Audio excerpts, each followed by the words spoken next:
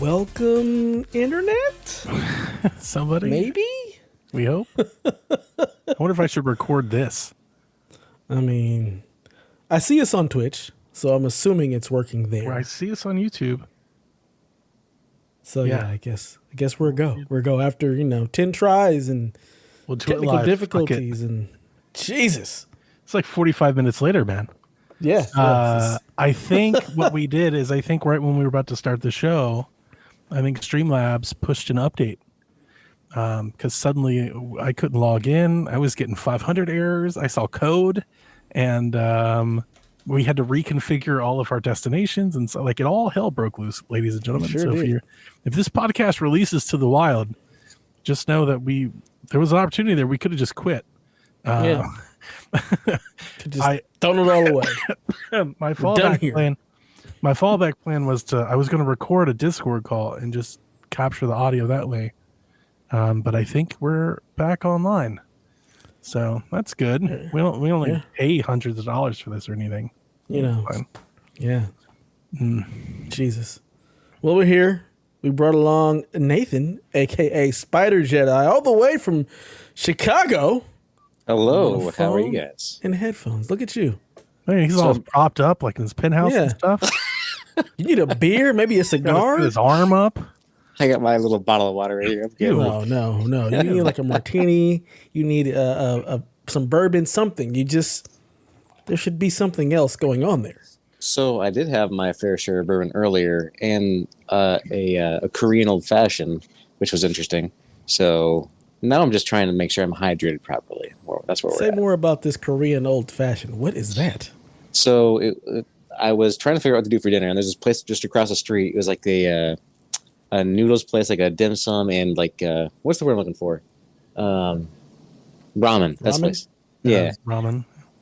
And so they had this like a Korean old fashioned, which I was like, okay, what's this? It had yuzu, and it had plum syrup.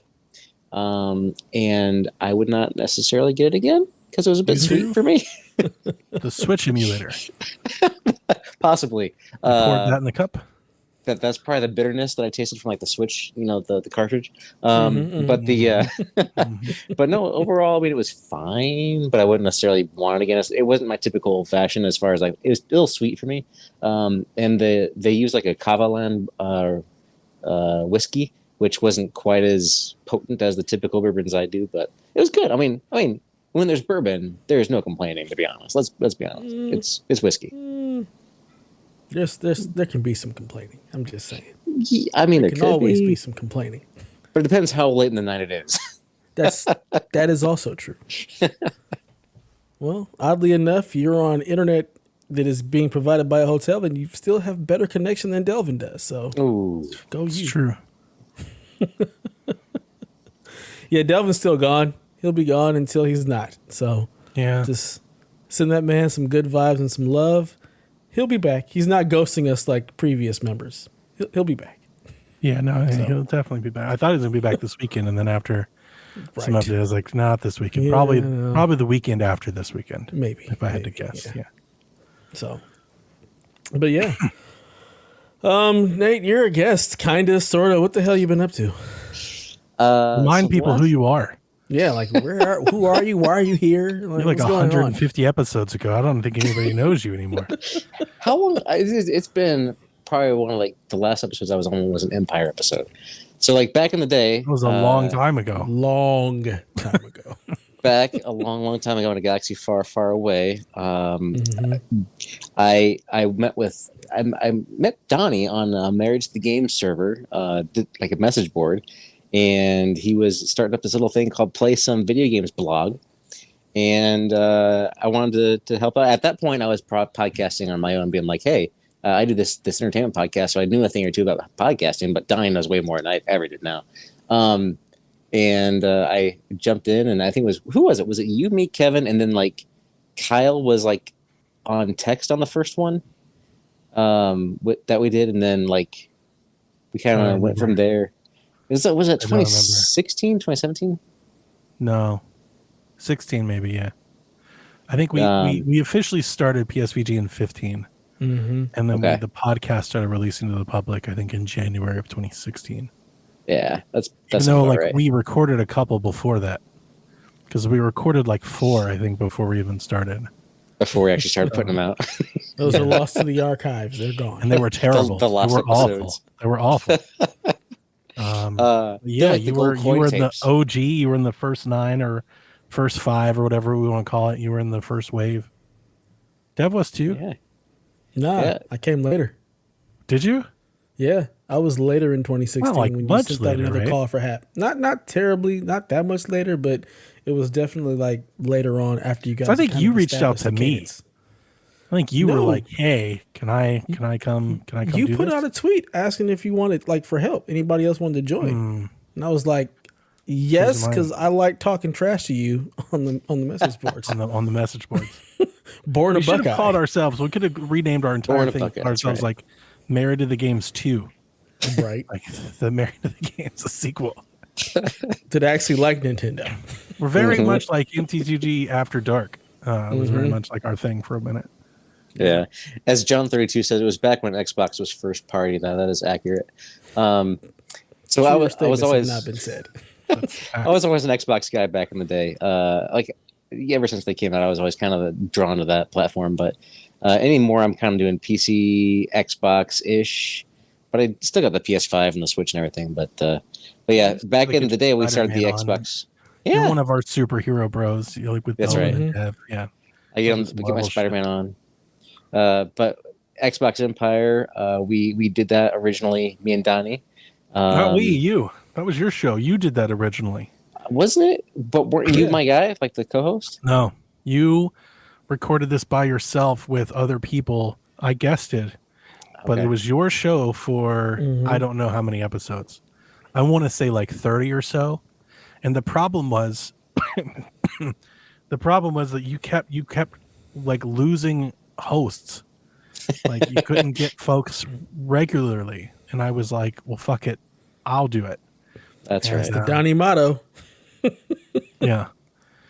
Yeah.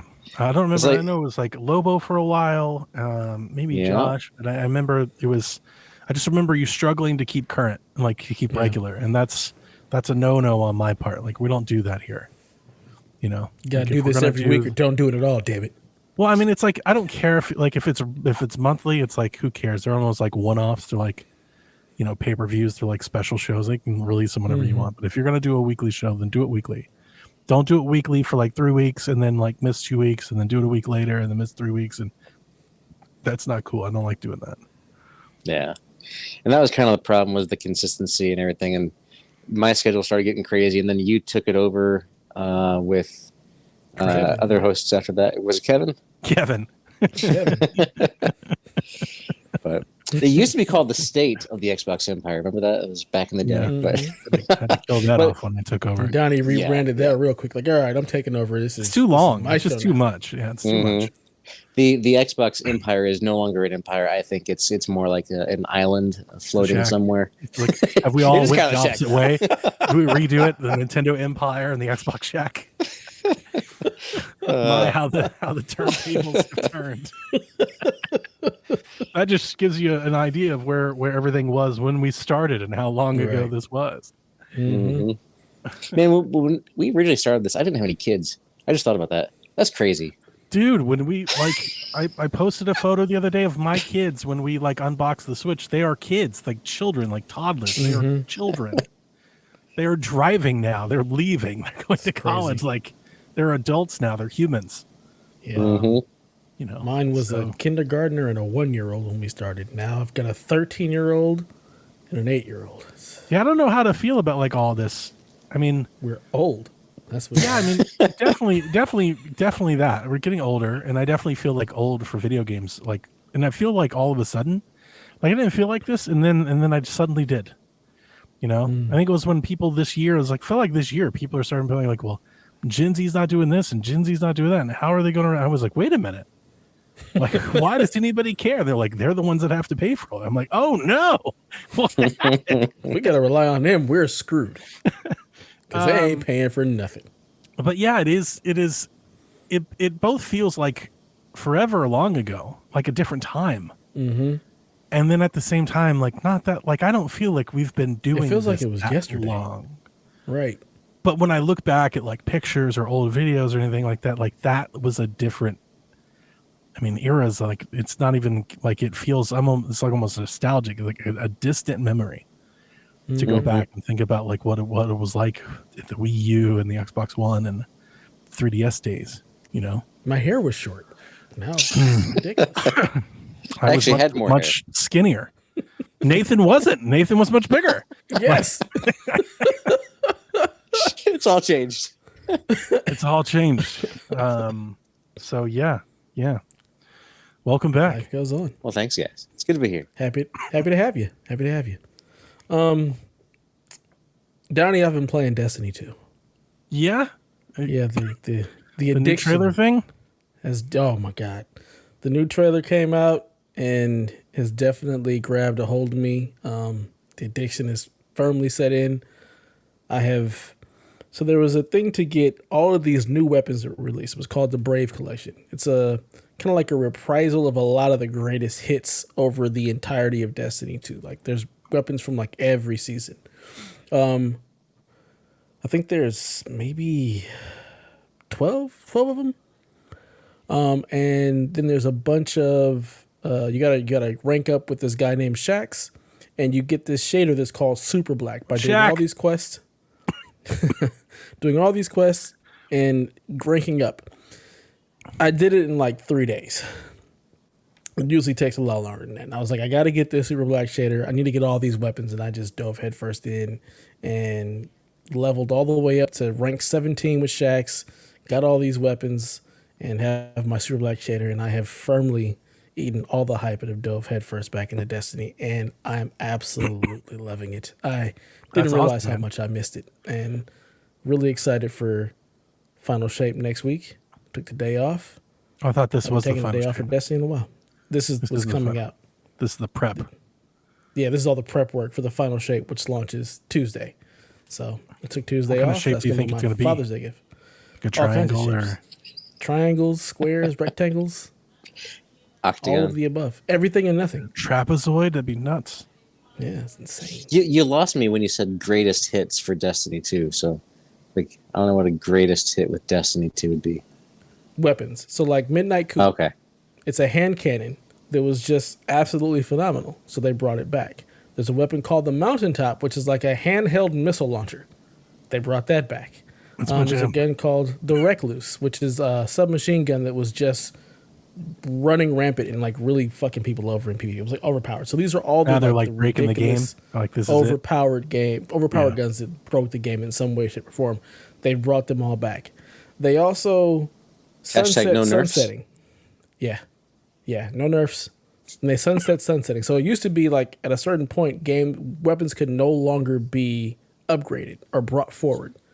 They got rid of that. So if you were lucky enough to have weapons from like the start of the game, you can now use those weapons again, level them up to whatever the max level is once Final Shape goes live, and now you have even more weapons. So that was a big thing. People used to get really upset when they do all this grinding to get this awesome gun, and now it's irrelevant because you can't level it past whatever the level cap is. So they undid that, and now everything is viable again. So it's going to be a fun time. It's going to be a real fun time next week. All the hype around the game, everybody, all the Destiny YouTubers and people who create content are all like, this is it. They had a summit this last week where they brought a bunch of people out to kind of test it to make sure it was on the right track.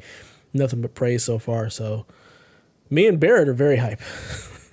We will be playing a lot of Destiny over the summertime. It's perfect for a summertime game. Like I feel like Destiny over the summer is just a great time. So really, really excited and itching to get back into it and see where the story goes. So yeah, interested in hearing the story and how this game that has lasted for so long, 10 years, closes. It's not even closing. It's just ending the light and darkness chapter. There's still more Destiny coming. This is not the end of the game. So there'll be just a new universe or something. Yeah, this is the end of this particular saga. There's still something afterwards, and they said that they have like a Fortnite thing where they just like have an event and change all the maps and everything. No, they've never done that. They add maps. Certain maps got taken over by the darkness that were no longer available. Stuff like that. But for the most part, the main core of the world has always existed. and they said that once the raid has been completed, then you'll have a much better understanding of what's going to happen next. And then after the raid, they're going to have episodes. So like every, I think 3 months, there's going to be a new episode with new story content and stuff like that delved out over the year until we find out whatever the hell the next expansion is, whether it's Destiny 3 or wherever the hell we go. But all of that'll be revealed sometime next week. I mean, Are the wizards still coming from the moon? The wizards came from the moon, but now they're just everywhere. Yeah. In fact, I would expect them to take some time off at some point, and Destiny just kind of be stagnant for a little bit. Like you can still play it and stuff, but it's like just there. I mean, there's always a dead season. There's always some time where like there's they gotta. I mean, they're making marathons. They're about to launch another one of these. So like they different gotta. Team. Yeah, but you can't have like the whole team was supporting Destiny for years, and now there's a different team working on Marathon, and they've had layoffs. You can't expect the same output as before. The size of the layoffs that they have compared to the size of the people that they hired for Marathon is minuscule in comparison. So like they had a huge hiring, even though I think they got rid of like 100 people, but what they hired on before that was much larger. So they've got a whole different team who's been building Marathon and working on that. And you have it's two separate teams. There's a whole different game director for Marathon and a different game director for Destiny. So I don't expect them to take too much time off in between. I think they'll still be working on Destiny while they're working on Marathon. We'll see. Another 10 years. Yeah, let's go. I'm here for it. My kids will be 20, 23. I think the last time I was on the show, we were talking about Destiny, by the way. Of course. We've been doing it since Dev joined the show. We've been talking about Destiny.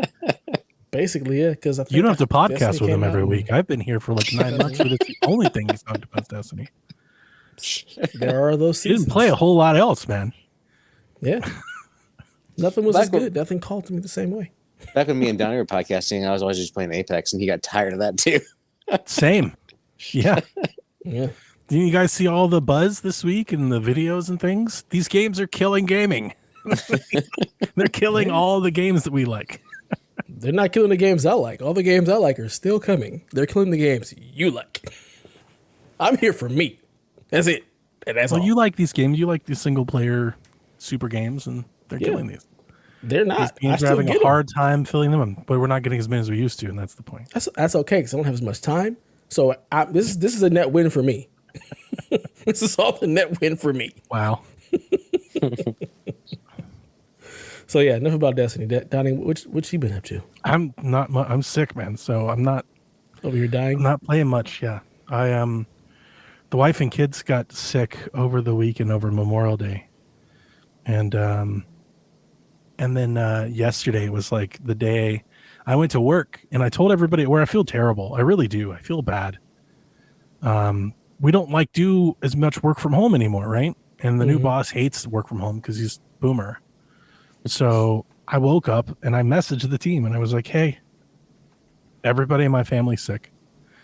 And it's not bad, by the way. My wife was negative for flu and COVID. So it's some viral respiratory something or another.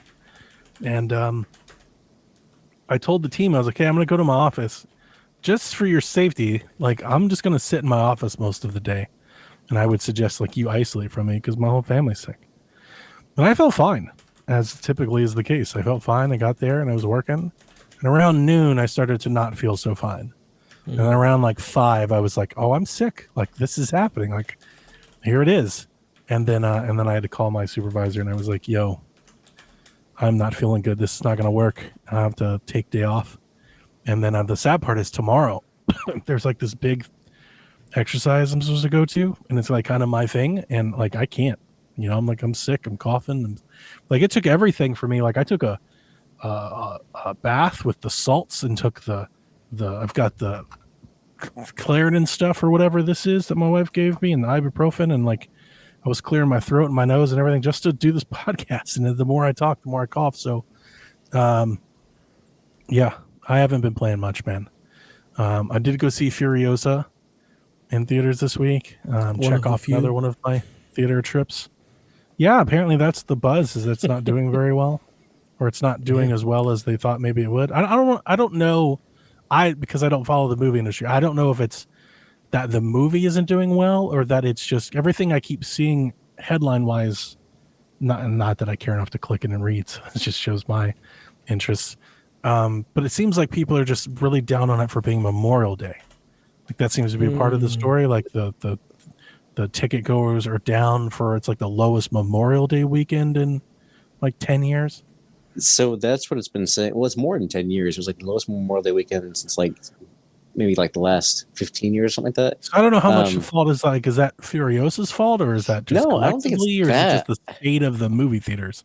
I think it's either it's A, the state of the movie theaters, B, Furiosa really wasn't advertised very much. There wasn't a lot of people going to the movies overall over Memorial Day weekend from what I saw for the ticket returns. But the other thing is like in my area, Forgot like to mention the weather was Nathan used to be our movie guy. He's done this for a long time. But in my area, that is right. That used to be entertaining. The weather was fantastic and amazing, and nobody would want to be inside a movie theater anyway. Like during Memorial Day weekend, that's hilarious. I walked outside and was like, the weather is great. Let's go to the movie. Really? All I say, Furiosa, there was my theater was half full, which is probably more full than I've been in the theater in some time, actually. There was more people there with me at Furiosa than when we went to go see Dune. And it was okay. It wasn't an amazing movie or anything. It was definitely not Fury Road. I liked it. I thought it was good, but it's not. I wouldn't encourage you to like leave your seat and rush out to go see Furiosa. How was Chris Hemsworth in it? He was great. It's really his movie. Yeah. Like he's the color. He's the character. Like he adds a lot of the entertainment. You know, it's kind of like how Momoa is in like Fast X. He's very similar. He's just very entertaining on screen. You know, like the movies. Our heroine Anya Taylor-Joy, she's just not in the movie a whole lot. She's not in the movie for like the first half of the movie, so you just don't see her. Now she's, you know, it's cool and it is good and it does feel like Mad Max. And there are some, I mean, if you're into like action shots, there are some awesome action shots. Like, of course, it's a Mad Max movie, but like, you know, as like a movie, plot development, character development, all that, it's all right. One day I'll have to watch these movies. I haven't seen Mad Max or this, so yeah. Any of them, even the old ones? I've never seen any of them. You haven't seen Tina Turner and Thunderdome? Yeah. I feel like I may have seen that. Like, I feel like my parent, like I have a memory of coming home from a theater and singing the "We Don't Need Another Hero" song. And I remember Tina Turner and the Thunderdome. So I feel like my parents took me to see, but I was like 2, 3. So I don't really quite remember. Well, Fury Road is a lot of fun. That's a really good action flick and good movie. That's a good one. It's got some great memes. And this is like a weird prequel tie-in sort of thing, but without the main characters, without Max. Even though I think there's like I'm no Mad Max aficionado, but there is like the Falcon on a cliff, and I was like, so that's Max. Like they do have like a shadowy like cameo, I think. But it was okay. So that's all I've been doing. I am playing Paper Mario Thousand Year Door, which I did get a chance on after Shack to sit down and really play it. And I got 3 or 4 hours into it. And my wife and I have really been fighting over the Switch this week, especially because she's sick. So all she wants to do is play Animal Crossing. You don't have multiple Switches anymore? So we downgraded one Switch to get ready for the cousins and the in-laws. We're going to pass one down, which is Jack's Switch, because he just wasn't playing it very much. So like that's completely wiped. I could turn it on and put stuff on it for her, but like, you know, it's all set up and ready to go to the in-laws. I mean, to the nieces and nephews. I have another Switch. It's my No More Heroes Switch. Right. It's completely customized and tailored. I'm not letting her play that. I don't want her. No. Why wouldn't you play that with just some different Joy-Cons and give her the other one and then problem solved? Because the other one's OLED, and I want to play Paper Mario on the OLED one. Because it's my damn Switch. Why am I even arguing with them? Why am I even entertaining this? I was just confused. I thought you had multiple Switches. That's why, Dad, because it's my Switch. Because this is encroachment. Like, here you go, wife. They're Here's all another mine. one. They're all my Switches. That's mine. That's mine. You know, like it's all mine. No, I'm letting her play it. So she's been playing a lot of Animal Crossing. But Paper Mario's great. It's like just like it was in GameCube, and it's a fantastic game if you've never played it. It's amazing. I'll never know. It's not for me. As Rebecca reminds me, it's a lot of people's favorite Mario games. It'd be wrong, but it is a lot. Oh, Thousand Year Door is kind of legendary. People love the shit out of this game. I 100% really even a Mario game? Does it count? No, because it's an RPG. Exactly. It's a turn-based. Get shit out of here. Get out of here. But I mean, it is Mario. It's Paper Mario, and they got really cool puzzles and dungeons and stuff, and it's fun to battle. The thing with Paper Mario Thousand Year Door is the writing. The writing was very, like, I don't know, in vogue. I would say edgy, but it's not necessarily it's edgy writing. It was just like very current for the time. It's very not Nintendo is more or less, I think, the bigger point. You know, it's very like kind of tapped into the experience during the GameCube time. And Nintendo doesn't really do that. And they haven't really done it since a whole lot. There's a lot of like puns and things like that. There's a trans character, which I think is floating around, you know, Twitter and threads and stuff and Reddit. Which that was there before. So there's stuff like that. This is from the GameCube. Yeah. Paper Mario Thousand Year Door from the GameCube. There's secrets and stuff. They've remastered. They've remade it all in Paper Mario Engine, and it's beautiful. And yeah, it's great. As John 32 says, the writing is S tier, and I think he's right. In that regard, it might be one of Nintendo's best. Cool. That's it. Well, enough of that. Let's get into the news. You want me to take it, Donnie, so you can stop coughing? Yeah, if you want, I'm happy to. If not, I mean, I can get through it. We can jump around. I'll take this PlayStation part real quick. Okay. So, the State of Play returns tomorrow at noon. Is that noon your time, which means like 9 a.m. my time? Or 8 a.m.? Of course, everything is my time. Fucking 8 a.m. It's a 30-minute show, going to be 14 PS5 and VR2 games, including PlayStation Studio titles coming this year. So get excited. Apparently there's going to be an Astrobot game that's all the rave. Everybody's excited. In fact, our very own Donnie Eat the Hype Reese ate the hype and bought a PlayStation. Damn right I did. What? And games. Yeah. Wait. He couldn't even wait for the show to make sure there were going to be an Astrobot game. He said, I know. I'm being reckless. Watch it be a VR game. But no, I believe in Joe Hendry. I believe in Jeff Grubb. So, yeah, I'm excited. Yeah, Astrobot. he bought a PlayStation. Astrobot has me. He's back amongst us. So I don't know that I like it. It's been a long time. But why? Though The seasons are blowing. don't you have like a PC these days? Mm-hmm. I have a very good one. Astrobot ain't coming to that PC. Can't play Stellar Blade on it. That's not yet. Yeah, that's true. Not yet. I didn't want to wait anymore. So Okay. did you buy it just to play it right now? Is that the main I will driver? explain. I mean, I thought we'd get to the news and then talk about it, but I'm happy to explain. No, we're jumping into this right now. Okay, I'm happy to explain myself if you want to hear it. Explain yourself, Donnie. It's mostly that since it was announced, I've liked the slim model quite a bit. And I remember when everybody was kind of dogging on it. I've always kind of dug the look for it. So I've always kind of kept an eye on it. But it, you know, like you said, I have a PC and an Xbox, and it's expensive. It's been $500. Mm-hmm. So for their days of play sale, like they cut the price. They dropped it $50. So that's really nice on the digital model. Or they've cut $50 on all the models, but I'm one of the digital model. But then they threw in this sweetener. Then that's really what set me over. If you bought it, you get a free year of Netflix Premium. I already have Netflix Premium. Like we already pay for that every month. So that's money saved. That's like $200 saved just by buying this. Isn't it? It's $22 a month. 22. Is what I pay. Wow. Yeah. 4K and 4 streams. Real money. $22.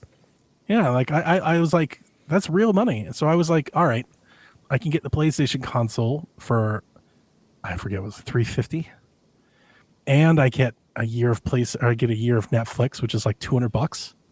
Like that's pretty sweet. It's a net win. Yeah, I mean that's a decent thing, and what really set me over was because I've been doing my homework for some time. Like I've been looking at the used market and stuff, and the used PlayStation 5 Slims used are $400, $425. You know, So this is way better than even the used market can present. And then Haley was like, you can be my game sharing partner. So hopefully I won't have to buy a whole lot of games. Now I say hopefully because I found out today Haley also isn't buying lots of games.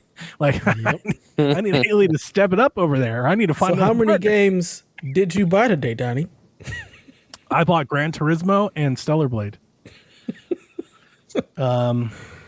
So yeah. And soon to buy Astro. Why Gran as soon as it's Turismo? announced. Just because. Why not? Yeah. I mean, You don't like Gran no, Turismo?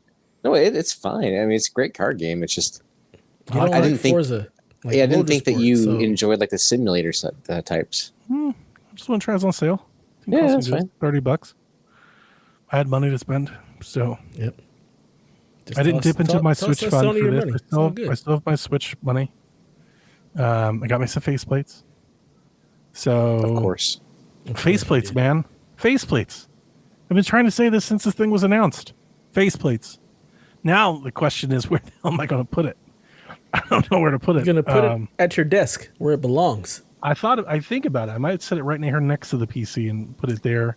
Yeah. But I don't think Jack would like. Jack would probably rather be upstairs. Look, Jack. I could wire it into the console. Use I don't the know. Steam We'll see. Deck and remote play. You get out of here, Jack. This is your PlayStation. No, he's gonna be getting one of those portals, and that'll be Jack's way to play. You never know. Yeah. You never know. The Sony Empire appreciates your purchase. No, you don't. I want to hear The none of Sony that. Dynasty. Dev I was didn't hating say this I all did. day. I Dev was said the hating this Sony constantly. Empire. All not day. me. He said, Nathan, I don't want I you in my wish team. Sony Leave had me a alone. way to block you from being able to purchase one. Absolutely. You're gonna sell it in 6 months. I might. You You're never gonna know. pull a Rob 3000. I might. Yep. I'm not gonna shy away from that. But I feel like it's Astrobot. If they're making a big single player Astrobot game, like I want to play it. I love Astrobot. But if it's So not if- a big single player Astrobot, it's still like a little mini. I don't know if it's as good as the Astrobot demo on PlayStation 5. That'd be great. I still think it's one of my. I had a PlayStation for a very short while, and I didn't play Returnal, and I haven't played Ragnarok. But of the things that I did play on PlayStation 5 and the ports that I've played on PC, that Astrobot demo is still my favorite thing that I've played on PlayStation 5. Jesus Today. Christ. It's great. It And really this is is why I great. don't want. This is why Oh, sorry, I don't just fall Ghost over of Tsushima is Spider-Man. out here, and you're just That's a PlayStation 4 Astrobot. game. Astro. No, that's a PC game, Donnie. Yeah, it's true. Well, it's still a PlayStation 4 game. I played that before the PlayStation 5 ever came out. The Astrobot is nice because like it is a nice showcase, especially for the controller and everything. It's a nice little walk down memory lane for the Yeah. Sony, consoles. It's got the cool music and stuff. I love Astrobot, so I definitely want to do still do that. this. I've wanted to play Stellar Blade. Like I've had a handful of titles that I would really like to play. I So can't wait to hear your thoughts on Stellar Blade. I'm very curious. well, I'll let you know. Yeah. So yeah, that's why I get free Netflix for a year, and I save some money, and I get some extra games. Jack gets to play Spider-Man. I don't have to play Spider-Man because Haley already has it. Haley does have a lot of I get to play Ragnarok. I don't have to buy it when it comes to PC because Haley already has it. So yeah, I don't expect that I'll play it a bunch, but I think I might be in a nice situation where it'd be nice to have. And He's it's gonna not. have it for 6 months. He's going to upgrade to the Pro. Have that for 6 more months. I'm not getting the Pro, and it's not going to be as enormous as the one that I had before. It's the new one. The new model is much better. So It's still pretty it's sizable. still right, pretty though? big. It's still it's pretty more. It's really this. It's more It's a like little the X. shorter, a little less. It's more fat. like the Series X, Nathan. It's slimmer, but it's like 2 inches taller than the Series X. But it's like a third of it width wise, right? So Yeah. it's not. It's much smaller than we've already A been down this third? road. It's much smaller than the original third? PlayStation 5. Is it like the Yeah, because it's Xbox just One a X? thinner. It's a size? thinner console versus the Series X, man. I'm sorry. Is it like the Xbox One X size? Probably. Yeah, I would probably say something like that. That's probably where it's at. Okay. And the side by sides don't really do it justice. You look at a video of somebody handle one of those. They could pick up a PS5 Slim like with one hand. That's no problem. It's not like it's unwieldy and so it's not as big. The damn spire of power that Dev loves. It's really not that it much is. smaller. You've tried this before. We've been over it. We've done it. It is. Yeah, I've seen them both in person. Smaller. It's not significant. It's significantly but you keep smaller. telling yourself that to make you feel better about No, I'm not. the size of it. I'm not. It just is. It is what it is. It's significantly smaller. It's not. It's like the big one is like the OG one. It looks like it's like 8 the Slim. Is what it is. No. If you put them next to each other, Nathan, the Slim silhouette sits inside of the regular PS5 by some margin around all sides. Yeah, I've got pictures. God damn it! I'll pull up a picture. That's fine. I've seen them both live. I've seen them in person. He's got receipts, Dev. He's got really receipts. It's really not that much smaller. I was just looking at it. I've seen pictures. It's fine. It's just not that much smaller. You just really want it to be, but it's still. I think you want me to want it to be. I'm not. It won't fit in your cubby. If it wasn't, I'd tell you it wasn't, but it is. It's not. It's okay. It's okay that you want this thing to be this little small, slim device, and it's not. It's okay. It's okay. I'm happy that you're happy. Kind of. There you go, Nathan. This shit is still big. It's not. It's still so big. I don't know if I can make I can't make the image bigger, I don't think. Probably not. Because of my screen. Yeah, I mean, it definitely looks like it's smaller than the OG. And like this is a side by side. Definitely smaller. Yeah, like listen to me. This is a side by side, right? So this might be its most unflattering comparison, because essentially you're looking at it and you go, well, it's like what 2 inches shorter than the other one, but you're not missing like the it's heft more like an inch and the width. It's like the PS5 has been at the gym for the last year. Yeah, it's significantly smaller. It's really not that much bigger or much smaller. And the thing is, you're also thinking about the disk drive. So if you have the disk drive version going to the non-disk drive I don't version, have the disk drive. You lose a little chub. You lose the beer belly. But it's not that much smaller. Yeah, I'm not doing that. I'm definitely not doing the pregnant panels. That's absurd. Lord Snurch, that's what she said. Yep. You getting a PSVR 2? Yeah? Gonna go ahead and bite that bite that too? Getting the PSVR 2? There you go, Nathan. See, like it sits inside of it. Mm-hmm. Was the point I was trying to make? It's like this is the Slim, and like here's the OG, and how big comes all the way around it. Like, look at this thing. Look at this thing. That's a good show right there. Like, isn't it? Difference. That's significantly smaller. It's not significant. It is. It is not. I think you are assuming size is just height. It's not just the height. It's just not. So first of all, you're comparing the disc model. I to know, the but look model. at it. Just it's not. You're missing the point. Not that much the smaller. Width, the breadth of the thing. Look at this thing. It's not that much smaller. It's not that much smaller. It's really not. Lord Snurts gets it. Yeah, I think he's talking about something else, but anyway, it's significantly smaller. It's not significant. It's smaller. I'll just say that. It's not significant. It's definitely smaller. Yeah, no. So, yeah, I guess in PlayStation VR, there's some adapter that's been leaked to work for PC. So maybe Delvin to get some use out of his PSVR 2. I doubt it. He said that. He was like, maybe I'll use it now. I was like, you don't have a PC that can play VR stuff. Exactly. He's got that laptop. What are we talking about? Like, that made no sense to me. I saw that earlier. I just wasn't feeling good enough to fight him about it. Yeah, no. And we have our first question. Nick says, what do you hope to see from the state of play tomorrow? Personally, I hope to see Astrobot for VR, not the PlayStation, just to piss everybody off, personally. Other than that, I don't really care. I'm not really Knights of the Old Republic. Yeah. The Spider says that's still a thing. No, yeah, they say it's still alive. There's a pulse. Yeah, I don't expect to see that at all. Anything you're hoping to see besides Astrobot? Star Wars game, Nathan? What was that? The Switch? Are you going to play the new Star Wars game? On the Switch? What's it called? Like Hunters? Oh, isn't that like the card game? Like based on a card game or something? It's some sort of action live service fighter shooter game. I mean, I'll probably check it out. It's from Zynga. Zynga. That's a name I haven't heard in some time. Yeah. I'm looking forward to Outlaws, though. Okay, tomorrow we expect we'll get a bunch of 14 games, right? Some of them are going to be VR games. I expect one of those VR games. Did that Metro game ever come out for PSVR? There's a Metro game? They showed off a Metro game for VR that looked pretty cool back when they showed. I think a lot of the definitely games don't track tomorrow VR. will be games. I would imagine a lot of them are games that we've already seen before, like that we're just getting dates for, maybe, which would be nice. When it comes for what do I want from it, obviously Astrobot. Like I want to see an awesome Astrobot game, which all the rumors suggest is happening. So that would be great. There's also rumors that there's Horizon stuff in the works somewhere. We're expecting a Horizon remaster to be released. And then there's a trademark and a trailer and assets that have leaked for a Horizon Lego something.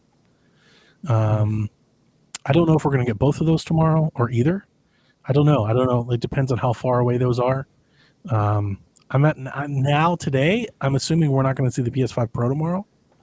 And if that's the case, then they could hold something like that for that to show off the PS5 Pro. So, but if I don't want to say if, because it seems like all but certain, a Lego Horizon game sounds awesome.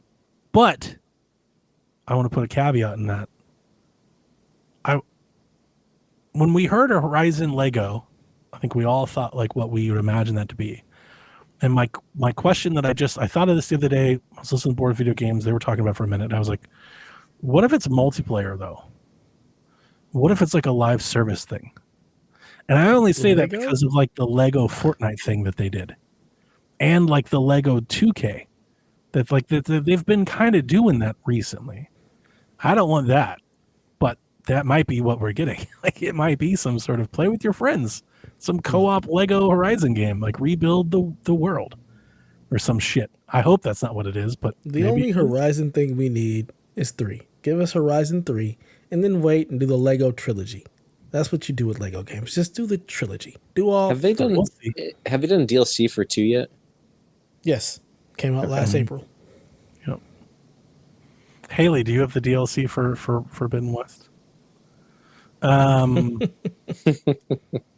Let's see here. You know, it'd be great if they show a Call of Duty trailer, since PlayStation is on the marketing for it. So if they had the reveal trailer tomorrow for Call of Duty, that would be awesome.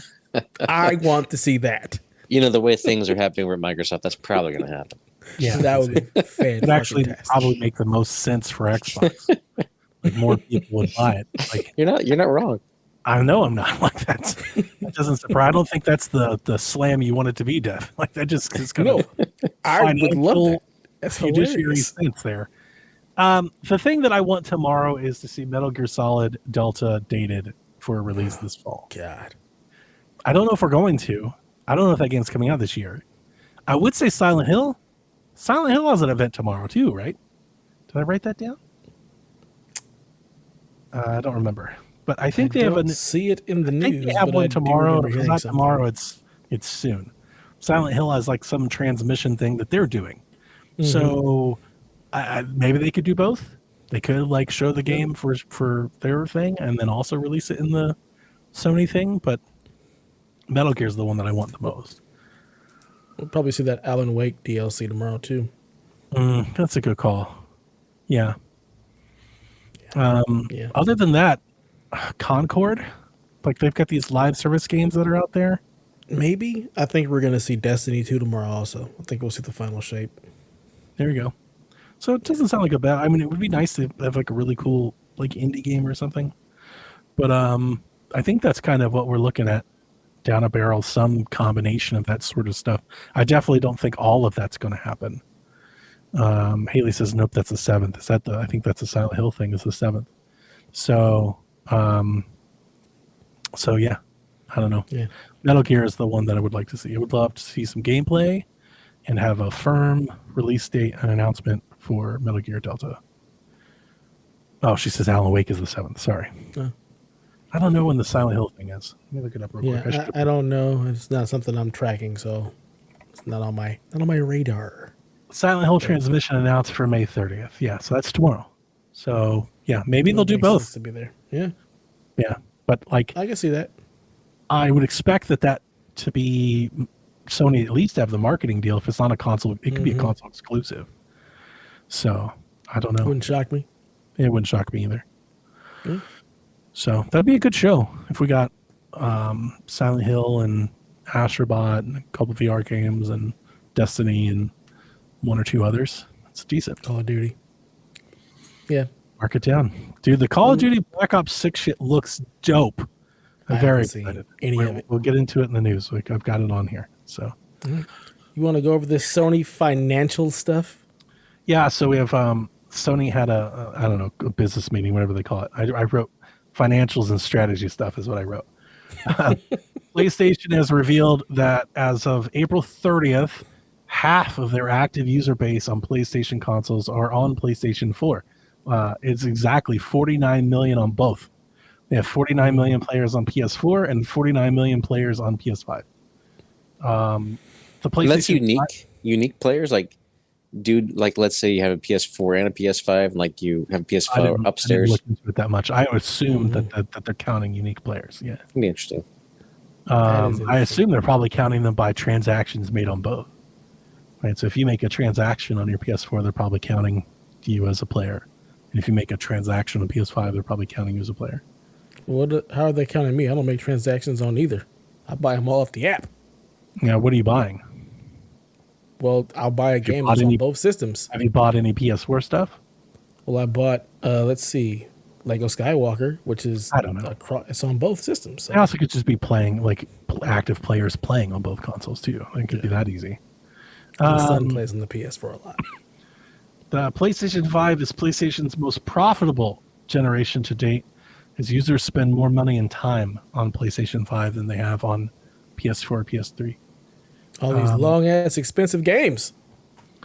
They look to get more people into the console via peripherals and new devices. And as such, Herman Hulst did speak to their PC strategy, where he said their single-player narrative games, or what they now refer to as their tentpole games, on PC are meant to entice players to play sequels on console. So if you were hoping for day-and-date PlayStation games from their tentpole franchises, it looks like their strategy will be much more of what they're already doing, where you'll get the game years down the road as some sort of enticement to get you to get a console and play later. That sounds like I'm sorry? That sounds like much more of what they're already doing. It sounds like the Canadian update for it. Yeah, that's funny. What do you guys think of that? I mean, I don't mind the business practice, but a lot of people are joking on just that statement, on that logic. I think it makes sense. It's just like, why would we have to put all our eggs in that? We'll make you buy a PlayStation, and then we'll release a game on PC, and you might buy the thing on the next one. Like, you enjoyed this one, so now you go get a PlayStation. I get it. The PC talk was not losing anything. Yes, PlayStation, I will turn in my graphics card for a console to play these games a much, less rendition than what I'm capable of playing now.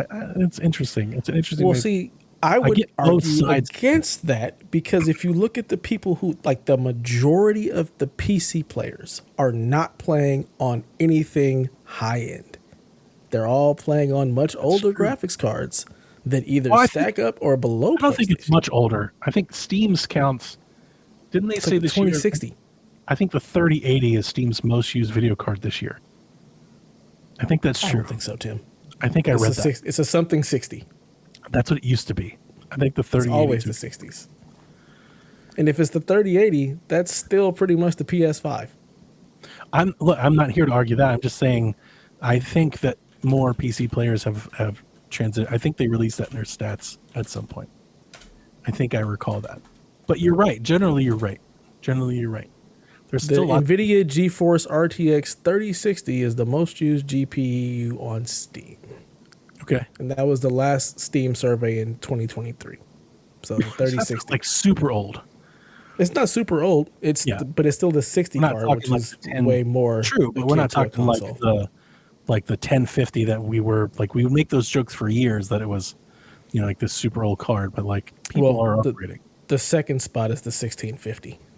Okay. The 3080 and 3060 came out in 2020, right? Yeah. Came out the same year as the PlayStation 5. Yeah. Yeah. I see both sides of it, actually. I mean, I think it makes sense for PlayStation to hold that line because it does risk cannibalizing their console business. And likewise, if you were somebody that mainly wants to play on PC, I could see you being like, yeah, I'm not gonna. You can want me to get a PlayStation 5 all you want, but I'm likely not. Yeah. So I think both of those things can be true. All three of us have a PC and a PlayStation. PlayStation doesn't get as much use from all three of us, but we all own them. Yeah. Very true. Yeah, but we're all gamers, right? I think the general gamer that we talk to so often, like the make up the mass of this market, they're not having all the consoles. They have one or two. Oh, yeah, and they definitely don't have a high-end graphics card either. Yeah, 100%. Well, and as we're seeing by the numbers, they may not even have PlayStation 5 either. Therein lies kind of the problem, guys. You can play Fortnite on a fucking iPad if you want to. Mm-hmm. You don't necessarily need any of this shit. Yep. Spider-Man 2 has sold over 11 million copies so far, which is great. It's pretty stellar for a first-party release. PlayStation will continue to release its tentpole single-player releases on console first, while live service games will target both console and PC. So these live service projects they have in the work, you expect to see more of that stuff coming from them. Yep. And they had a cool little graphic we shared in Discord. They had a bunch of different graphics like how they categorize their studios. That one I think was the most interesting of the ones that I shared because they have some studios that are listed as like multiple genre, multiple type of games, like Bend. Like, is Bend making a multiplayer game? Is Bend making games? Who knows? It's a good question. That's from their strategy and business stuff. The Days of Play sale is running live now through June 12th. You can save 30% off PlayStation Plus subs, 25% off PlayStation Plus upgrades, $50 off PS5s, $100 off VR2s. They have hundreds of games on sale now, and they will have daily, or if not every other day, 24-hour flash sales on titles throughout the promotion. There's more PlayStation. The June essential games for PlayStation Plus are SpongeBob Cosmic Shake, Streets of Rage 4, and AEW Fight Forever. They also still have the the EA's football club is still actually a free game on Plus as well. It's still going till I think the middle of the month. Play Streets of Rage 4, people. I love that game. And AEW Fight Forever is fun. If you can pick that game up for free, it's a fun game, especially like the old wrestling games. It's pretty fun. They've almost it feels like they've abandoned that game. I'm actually glad Delvin's not here because Delvin really likes it and he would argue me. But if you look that game up on YouTube, a lot of people are like, what the fuck? Like there have been no updates to it, like DLC, like half the game, like there's a lot of bugs and stuff. But it's like good jank though. It's like good wrestling game. It's like funny bugs, I still say you play it. If you get a chance, features. Yeah, they're features. There's stupid, funny stuff. But like the online play is atrocious. The connection's terrible. It's interesting. I'm not sure exactly what happened with that game. The non-essentials, as part of the Days of Play event, PSVR 2 games will be included for PlayStation Plus Premium for the first time. So you can get Ghostbusters Rise of the Ghost Lord, Walkabout Mini Golf, Synth Riders, Before Your Eyes, and The Walking Dead Saints and Sinners Chapters 1 and 2 with your PlayStation expensive subscription on PSVR 2. I don't know what any of those games are besides the Saints and Sinners game. Walking Dead Saints and Sinners was excellent. Very good. Yeah, I remember seeing Rise of the Ghost Lord. That one looked pretty cool. The rest of them I have not heard of. And then PlayStation 2 titles are coming June 11th. So you can play Tomb Raider Legend, Star Wars The Clone Wars, and Sly Cooper. So I saw a lot of hubbub around people being really excited about PS2 games coming. yeah. Yeah, Are they only available in the subscription, or can you buy them? I have no idea. I'm assuming if they're available in subscription, you can also buy them, but I honestly don't know and probably won't know until June 11th. Yeah. Who is playing these games? Delvin. These PS2 games, like, and is it just like boot up and say that you did? Premium tier? Nobody. If I can buy them for like $10, I would probably buy some PS2 Yeah, games. this is But you'd probably just buy it, but would you really even play it? Yeah, I bought PS2 games on PS4. I had Listen to Metal and I podcast. had He Grand does Theft Auto. Yeah, He does. and I this. also Him and have Delvin them. both. I also have them on my laptop, and I can play them better there. And I still would buy them. I like buying games. It's fun.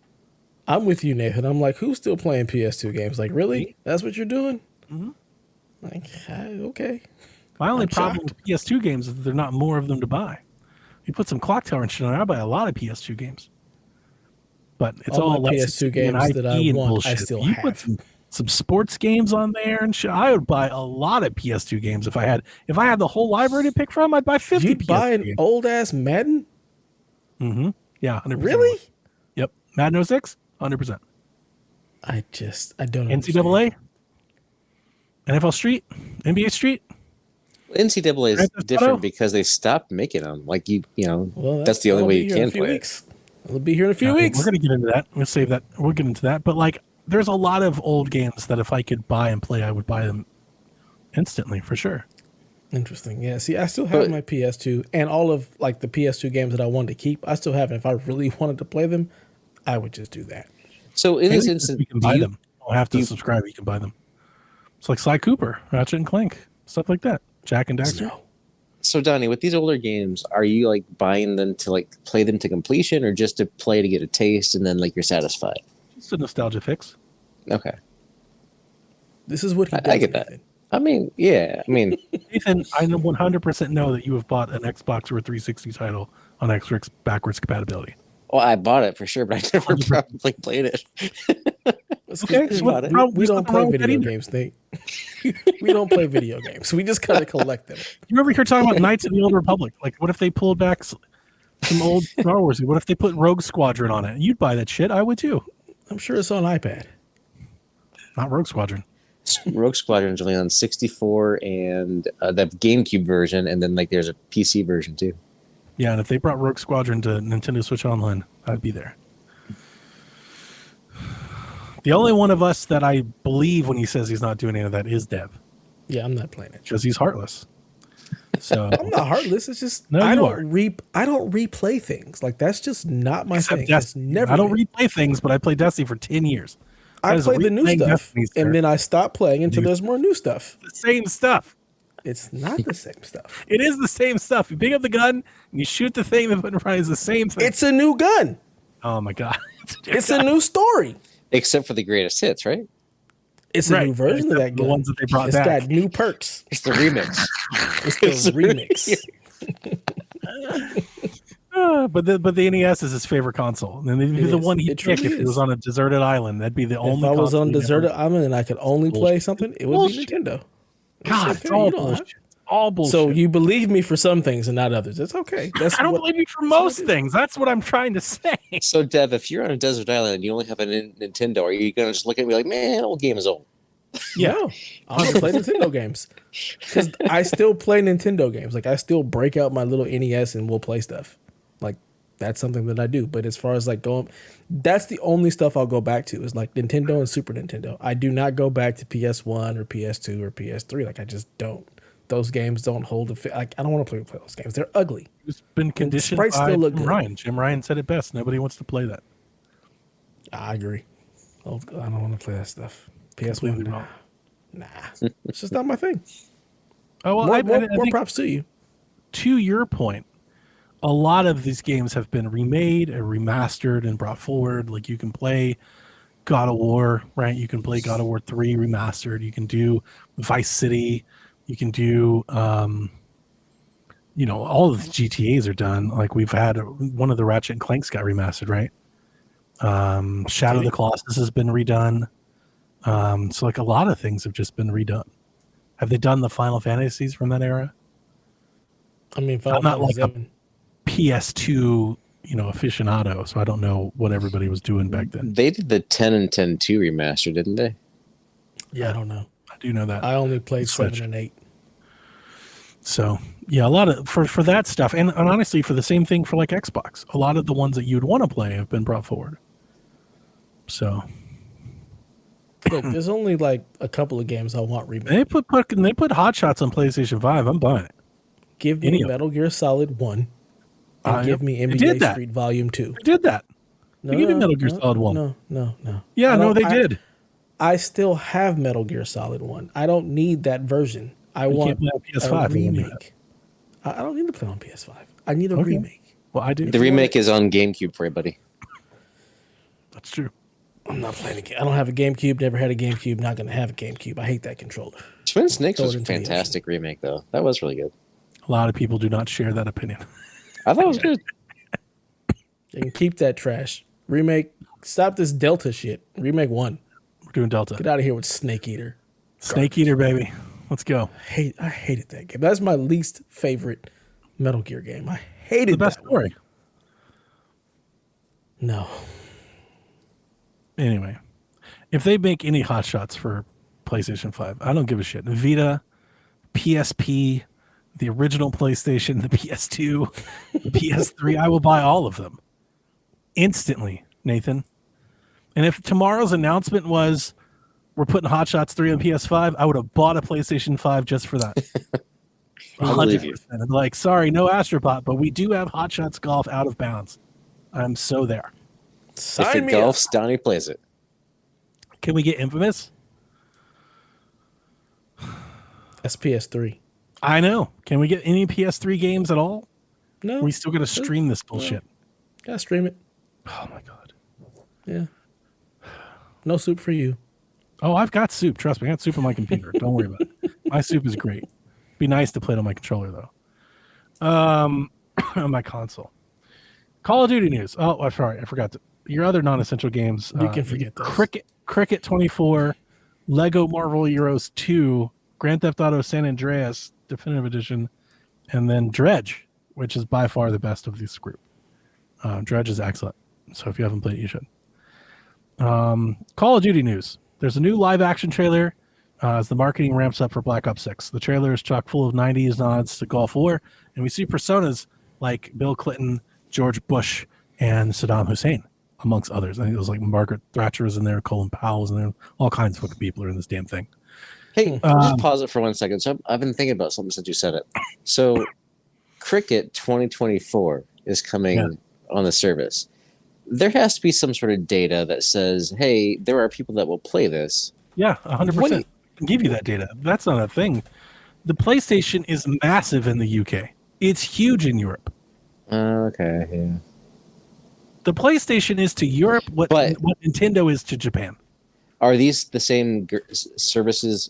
Is this the same game selection that's going to be in the UK as is in the States? They're not different. It's available on the service in the UK. That's the only reason this is here. I had no idea there were even cricket games, and there are because of Europe, several of them. Cricket and FIFA, and like that's their whole territory, and like not like the UK. PlayStation owns that continent by a large margin. Like they are by far and away the choice in that territory. That territory put Jim Ryan head of the company. Just their dominance there alone, they were like, let's make him the head because he must do something right. Like they're it. So, I wrote down a quote. I'm not going to read it. I don't care. I'll read it. The truth is, your whole life is a lie, Clinton said with a smirk. Nothing is what it seems, Saddam Hussein concluded. But if it's truth you seek, look in the dark. So they're doing the big conspiracy, Black Ops shit that we've always known Black Ops to do. It looks great. Like it really does. I'm coughing, so I'm trying to look over it, but I'm not. Like I'm actually kind of stoked for Black Ops 6. I was like, this looks great. And reportedly, as much as you can believe internet fodder, I've seen a lot of people report this game has been in the works for a long time. They've been playtesting it for like a year. So hopefully that means it's more solid than maybe the last couple outings. Now, who knows? We'll see when it actually releases. It's been confirmed day one on Game Pass now. Microsoft had their little blog post and their Xbox Wire. They have now confirmed it will be day one on Game Pass. It'll be day one on Game Pass for all the Game Pass tiers, even on PC. Yep. So if you want to play Call of Duty for, what's PC price? $9.99 Game Pass for PC? You can subscribe to Game Pass for $10 and play Call of Duty day one. On PC, do you know if they require like the online subscription to play multiplayer? Not on PC. No. Not on PC. Multiplayer is free on PC, as it should be on consoles. They did announce that the Xbox Game Showcase will be followed by a Call of Duty Black Ops 6 Direct June 9th at 1 p.m. Call of Duty's website accidentally had, I always put accidentally in quotes, because when it comes to Call of Duty, and I think of the same thing for like Assassin's Creed, I never know like what is actually a leak or what was purposefully leaked to us, right? I think with Call of Duty, they leak a lot of things on their own because they just want people to hype up about it. But there was a thumbnail on the embedded video on the Call of Duty website that wasn't there for everybody else that confirmed a returning character from Cold War. It should be the character you're thinking about. If you don't want to be spoiled, I won't mention it. And if you don't know, play Cold War. It'll probably come to Game Pass. But like, so Cold War will probably tie into this story-wise quite a bit. So I have Cold War. For Call of Duty. Never played it. I like Cold War's campaign. The problem, there's not a problem. The thing I wish wasn't the case with Cold War is that so much of the story is into Warzone. They have like so many cutscenes and stuff in Warzone that if you don't play it, you just kind of miss out on it. You can like YouTube it and look it up and stuff. But the Cold War campaign was really short, like 4 or 5 hours, but was fun. I did enjoy it. It was fun. They have like the character that's returning. I'll go ahead and say it. I don't know his name. I do know his name. His name's Adler. I call him Kurt Russell because his character's clearly modeled after Kurt Russell. It's like 80s Kurt Russell in a war, 80s war, Cold War espionage movie. It's kind of dope. I kind of loved it. I was like, it's very fun. It's like, this is very fun. I wonder if since Warzone has like moved on to the newer games, if they then put those cutscenes back in Cold War versus having to go play them in Warzone where they probably don't. That's a good question. I don't know. And I'll tell you this. As every year passes by, I feel like I know less and less and less about how Call of Duty works. It's so confusing as to where the cutscenes and seasons and battle passes and war zones and zombies and modes, and you've like all the story is in the story mode, but then you've got to play Warzone and then you got to play the season, and like I can't keep up with it. I don't understand what. And for that reason, I'm out. Yeah, I get it. That I actually get, but I still. Here's the thing: I'd probably be with you if I was still peddling $70 a pop, but. The beauty I'm not even going to sub the Game Pass for $10 to play it. No, I will totally just play that campaign. Just give me the campaigns. Thank you very much. Nine Souls is out today, I think. That trailer said it was coming out today. I actually didn't see any buzz about it today, but it should be out today.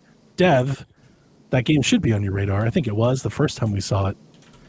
The first time we saw it, you were like, "This looks amazing." Not ringing any bells. Okay, well, you should look it up. It's out today, and you may like it one day. Yeah, I'm looking at it. I'm not going to play that.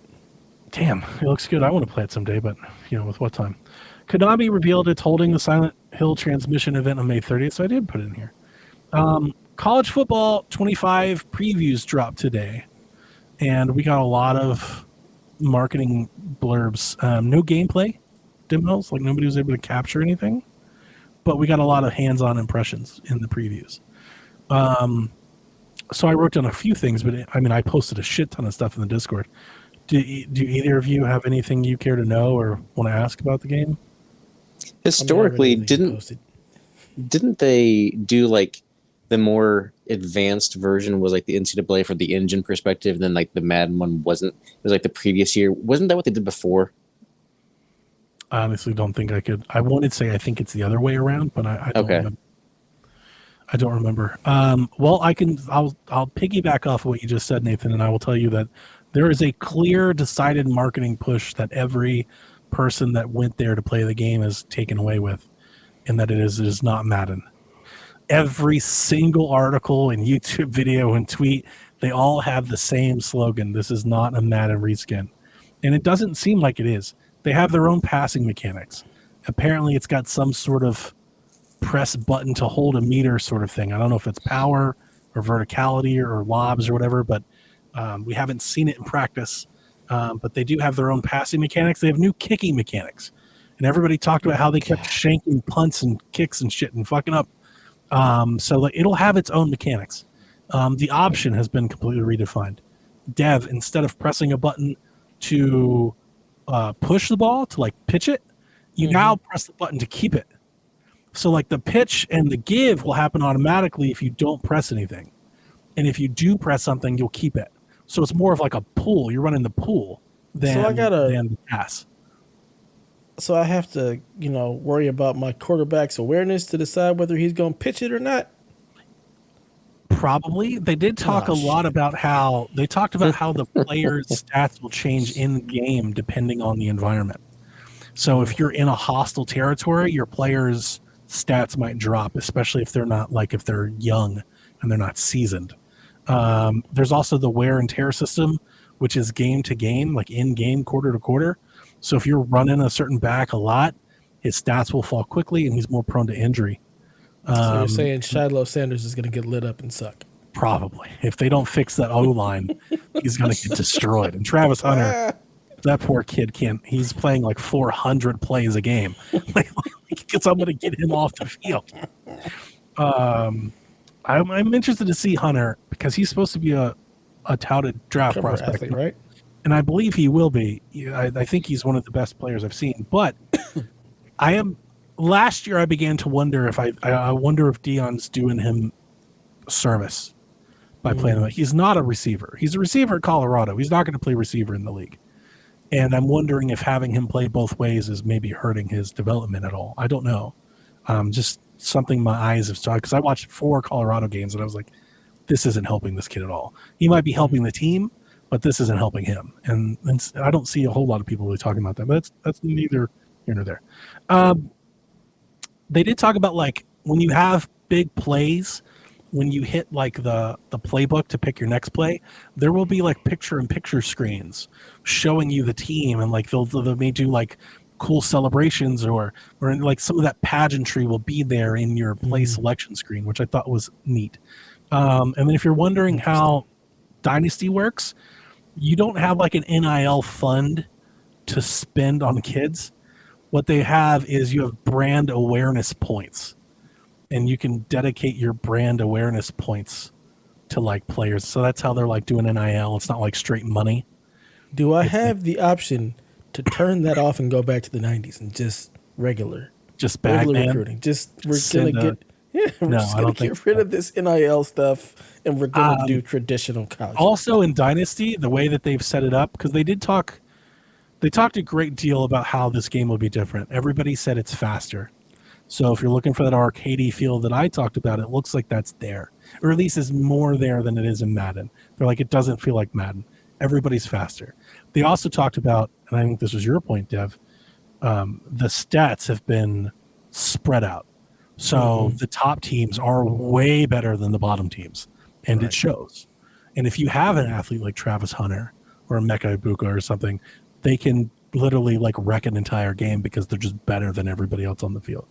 And the way that they apply that to Dynasty mode is if you start with a small team, like you're supposed to, you have limitations on the offers and the things that you can make to players and your scheduling. You're not allowed to offer somebody the world. You can't tell them you're going to send them to the NFL draft because you're at Coastal Carolina. They don't send kids to the draft.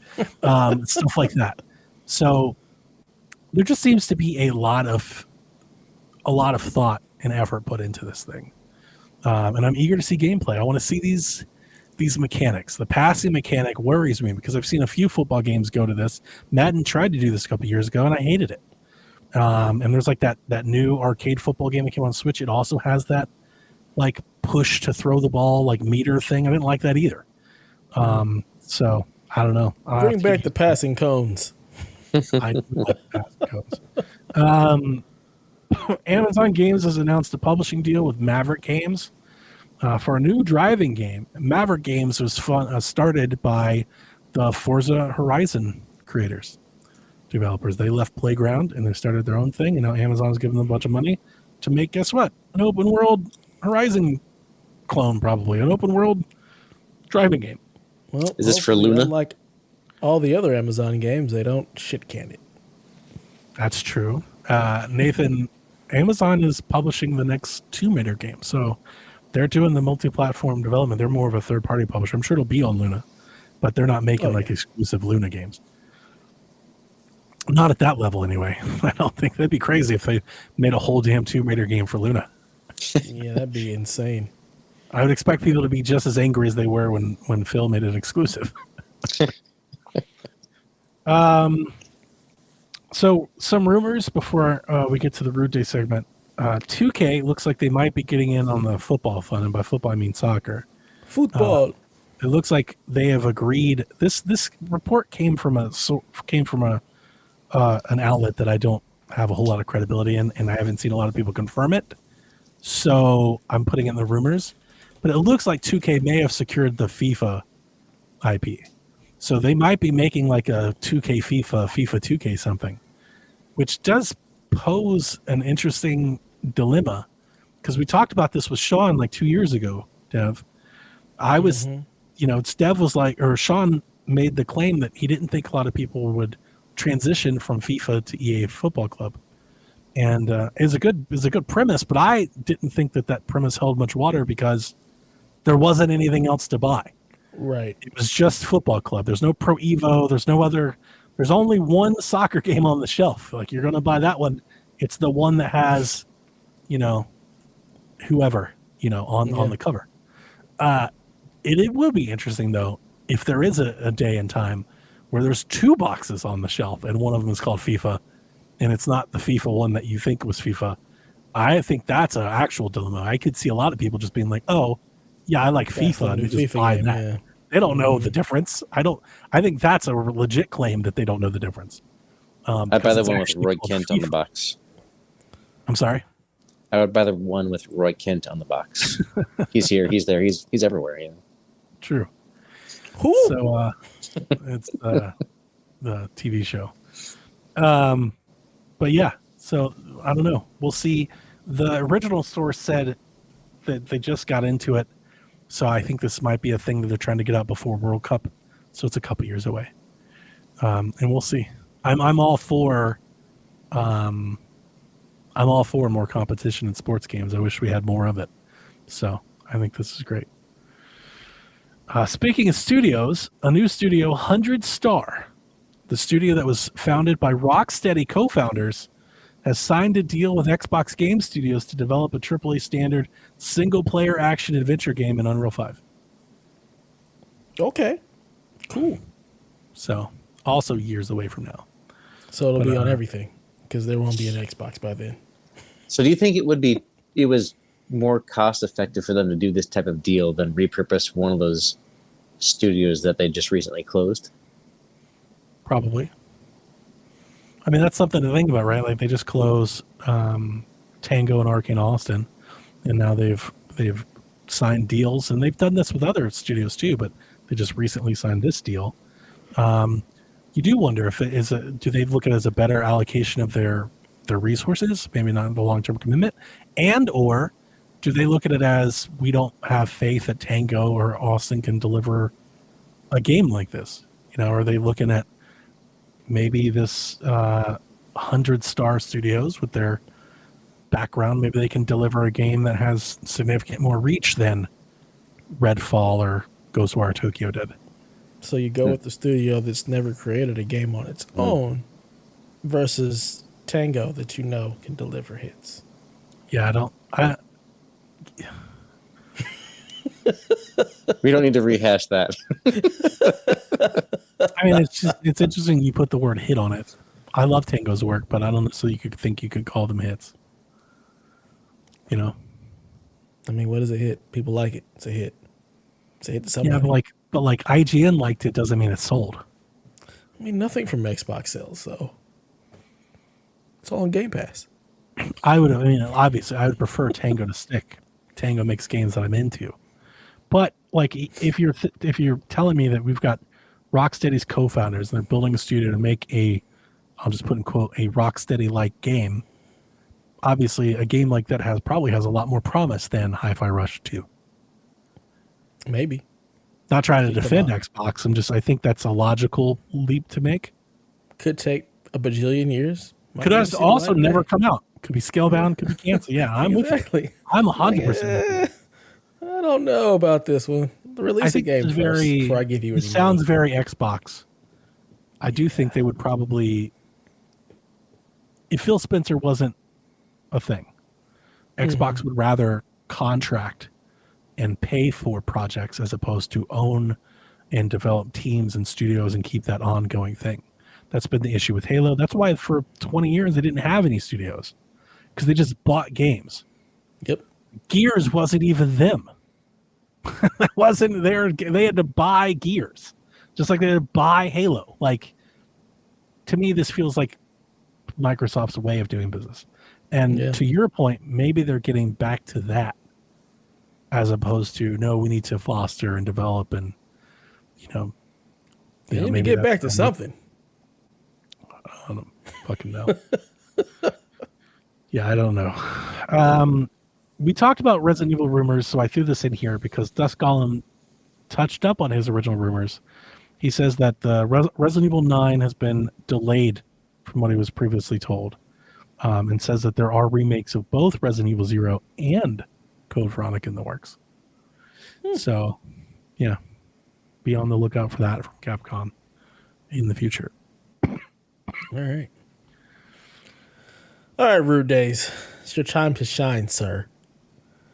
He says, we each got a point for the Pacers not winning another game, but the Maverick series is looking like an L as we both chose the Timberwolves. Apparently, we chose poorly. We chose so poorly. What happened to Ant and Cat? They just I saw the stats the other day. They're shooting like abysmal. It's like 26 of 100 from the floor. It's real bad.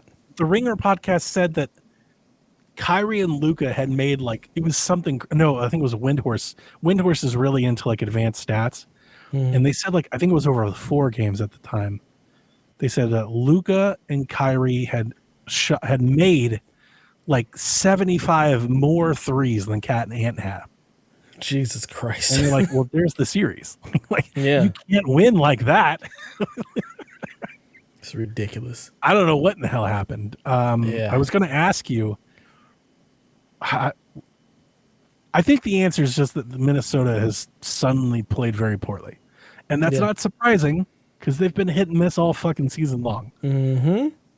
That said, I am wondering if were we misled by the fact that they had built a team seemingly specifically to take on Denver. So maybe they looked better against Denver than other teams look against Denver, but they don't look as good against teams that aren't Denver. Could that be I think it's a combination of both. They were definitely built. They're not playing well at all, but they definitely have pieces that just match up better against Denver for sure, where they just seemingly have no answer for Dallas at all. They're the best defensive team in the league, and Dallas is shutting them down. Mm-hmm. Gobert, I swear to God, he's not the defensive player of the year. Anybody that is consistently targeted by every other team in the league, how does he get defensive player of the year? He's not targeted by every team in the league. That's not fair. You're being Okay, if you listen to the players, they're like, yeah, we go right at him because we know. Well, I've watched and that's been a talk. That's been talk during the regular season. Years. People weren't going right at Gobert. I think that take, I saw Shaq talk about that defensive. That take is because we do this in the playoffs. Those awards are regular season awards, right? I think we're making big proclamations. I don't even think he was a regular season. Here's another way of putting this. Trash. If Luka or Kyrie go against any defensive player of the year, they'll look like that. You know why? Because they're Luka and Kyrie Irving. Yeah. And they can do that against anybody. They could do that against the glove. You could put Michael Jordan himself on Luka. Luka's still going to get 25. It'll be a much harder 25. That's in today's NBA, he's definitely getting 25. I mean, look. Can't play defense. Gobert's trash. He's not trash. Garbage. That's knee jerk. Get out of here. I think that's knee jerk. He's not trash. He's trash. Get him out of here. But he definitely should not be. He definitely should not be out 24 feet away from the basket trying to guard Luka. That's a position of failure for him. That's his coach's problem, paint. Not his problem. Stay in the paint. AD could do it. They switched on him. They switched him off. They're smart. That's how you do it. Switch off. Go at him. Move. Make a move. Make a move. You got to have Gobert come, or you play him off the floor. That's the problem with big men.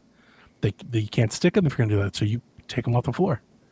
And the coach probably doesn't want to do that. I don't look. I'm not trying to make excuses for him, but this is why AD should have been Defensive Player of the Year. As much as I hate him, but yeah, Denver or Dallas is they're just out there.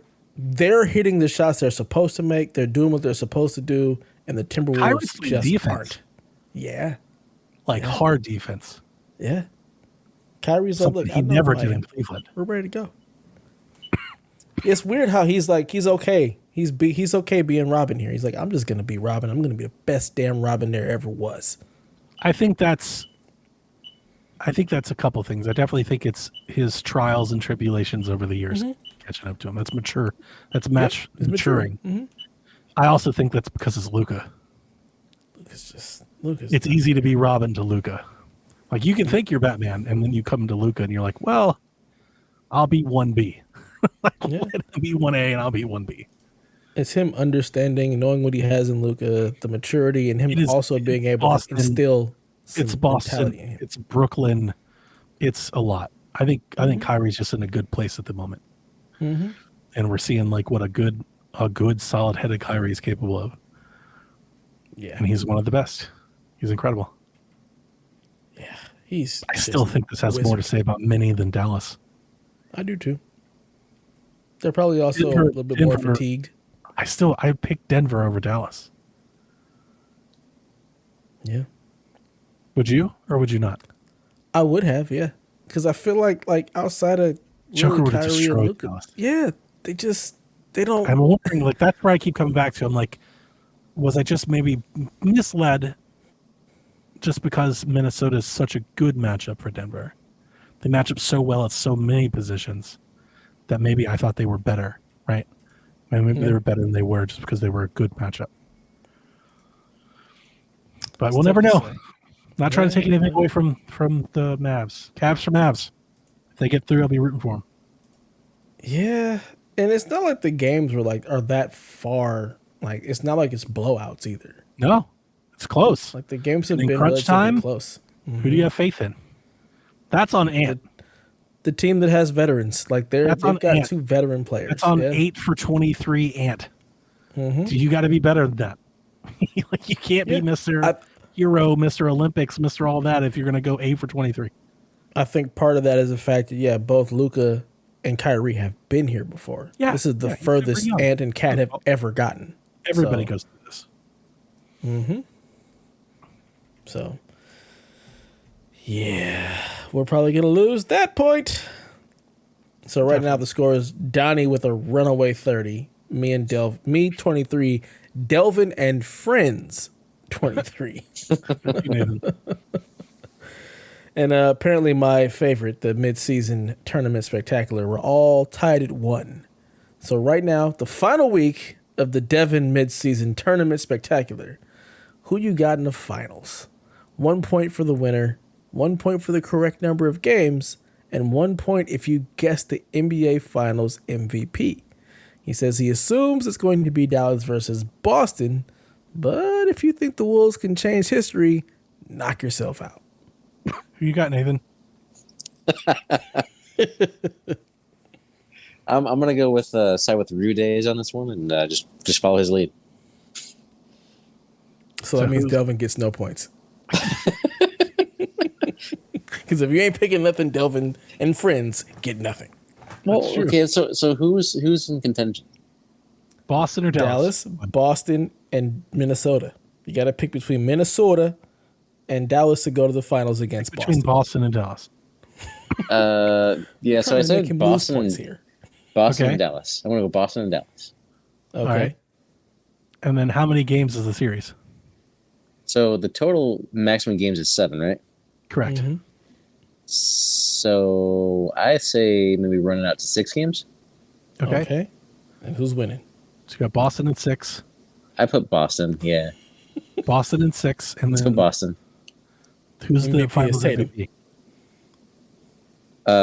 Who are the star players in these teams? I have. Jason Pick Tatum or Tatum or Jalen Brown? Let's go Brown. All right. So he's got Boston in 6 with Brown. All right. What do you got, Donnie? I'm going to take the Mavs in 7, Mm-hmm. and I'm going to take Kyrie. I've got the Mavs in 7, but I'm picking Luka. Okay. I think Luka's going to be the hot pick. That's the trendy pick. And I just got a feeling if you get to game 7, because I don't like that Mavs are still playing. They Boston's shouldn't be. done. They're through. I don't like that. Yeah. Yeah. So I got a feeling that like maybe Boston wins the first 2. Maybe Dallas evens it up, and maybe we have like a real 3-game series. And there's That'd be just nice. something in my head with where Kyrie is. You get Kyrie on a big stage against Boston in game 7, he might go fucking completely bananas. He might go off, like It would big shock off. me. He may win the MVP in 1 game. Revenge! I'm rooting for the revenge story. I am too because I hate Boston. Same. Well, everybody does. Everybody but Joe. Everybody but hates- Smokeless Joseph. Fucking Celtics. What kind of shenanigans? And Are you from Boston? And like I said, in my head, I'm picturing this: Boston goes up, maybe they start talking some trash, and then, that's all. Like then Kyrie takes over. he just settles in. We get Kyrie with the MVP award on the floor crying. Maybe he might retire. Hey, Nah. at the end of these games, did they cut the nets off the hoops? No, that's That's different college sport. basketball. Different thing. That's college. They pop bottles of champagne and things. That's what they do. On strippers. I go to Vegas. Not if you're Minnesota. Not Minnesota. The Timberwolves. Not Timberwolves. The other deer team. Who are they? What? Milwaukee. The Bucks. The Yeah. other deer team. No one The about the other Bucks. deer. Apparently, I forgot who it was. I think it was it Teague? He said that like after the game, they all just went home. They didn't go out. They didn't go party. They were That trying to makes get sense. some of the vets to go to Vegas, and they went home. It's like, what? LeBron put Won the everybody championship. in Vegas. Went home. LeBron was like, "We're going to Vegas." I'm saying, like, what are you doing? I remember they got like Go back Deli to like Milwaukee? drunk as hell. Deli was like, "I didn't want to go." They're like, "You're going." Oh man.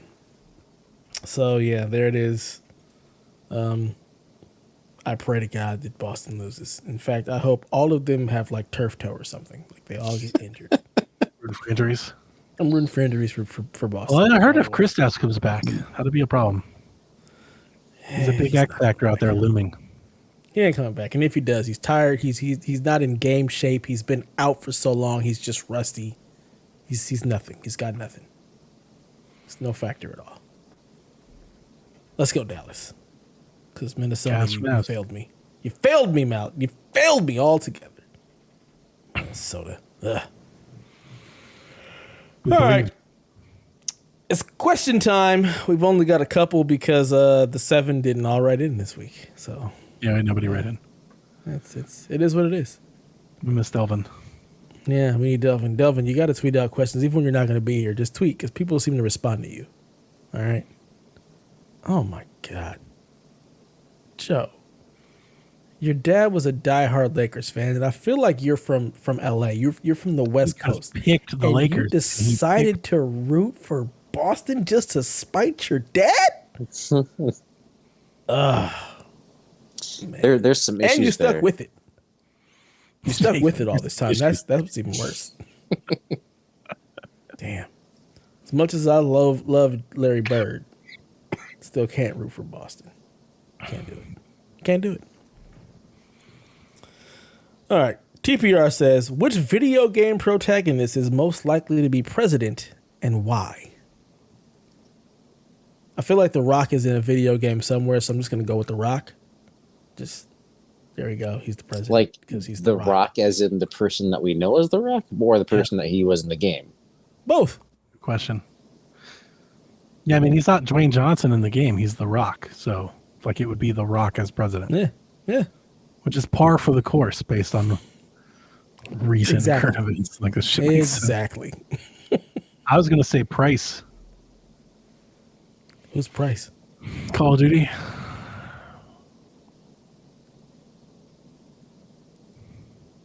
No. The dude with the beard. Yeah. He wouldn't want to be president. He wants to be out there murdering people and stuff. He's like, I got to sit behind a desk now. I don't get to go on like operations. Nah, I'm good.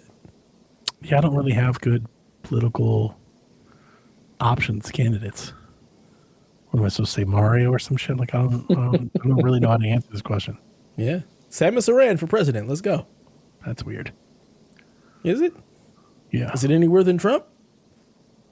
Yeah, I think so. I don't think it's that weird. It might be an upgrade. Maybe.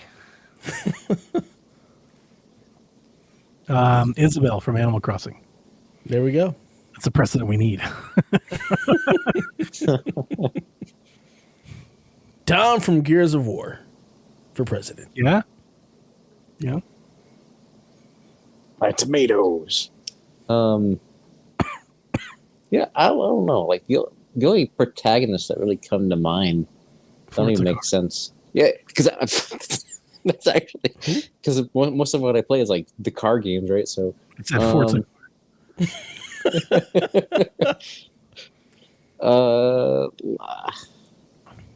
Kratos.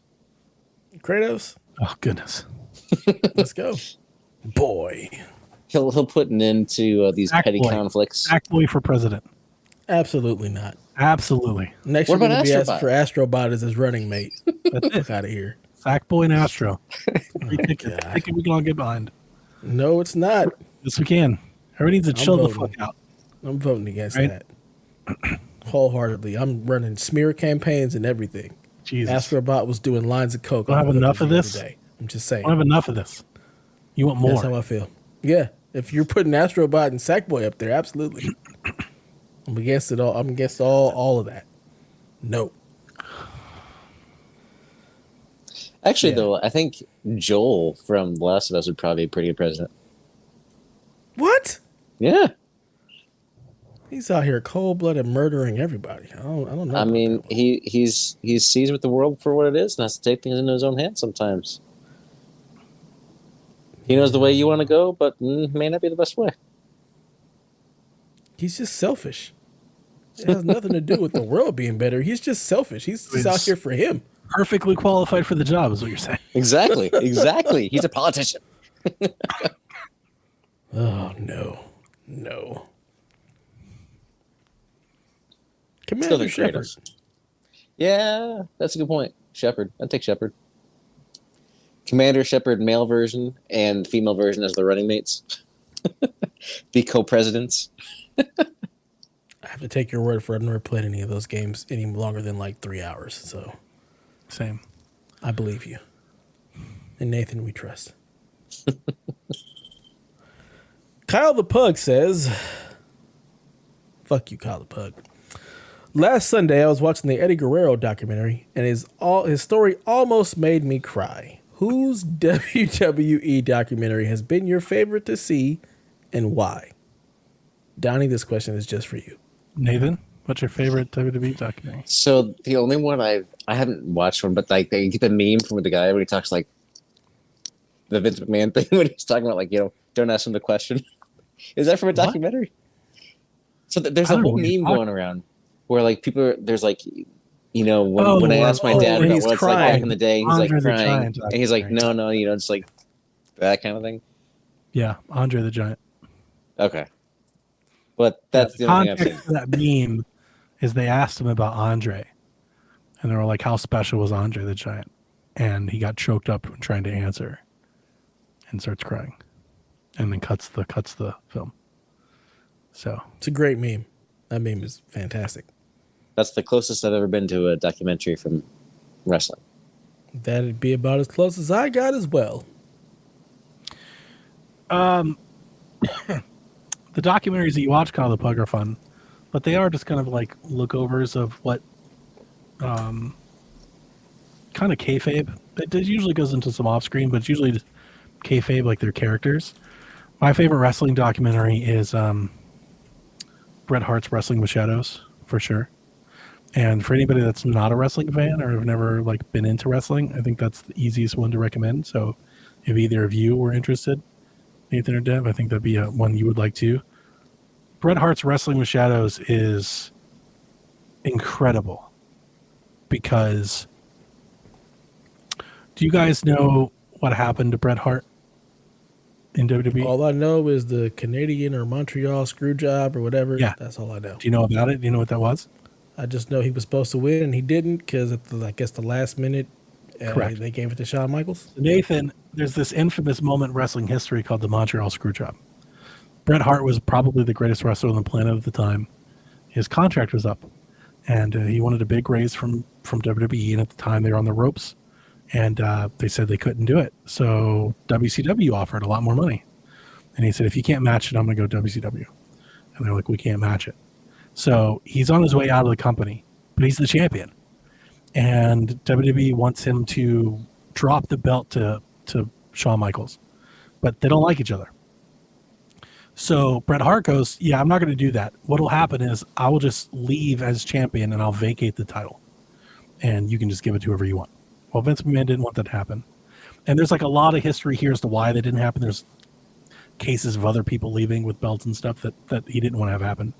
So unbeknownst to Bret Hart, they go out to a match.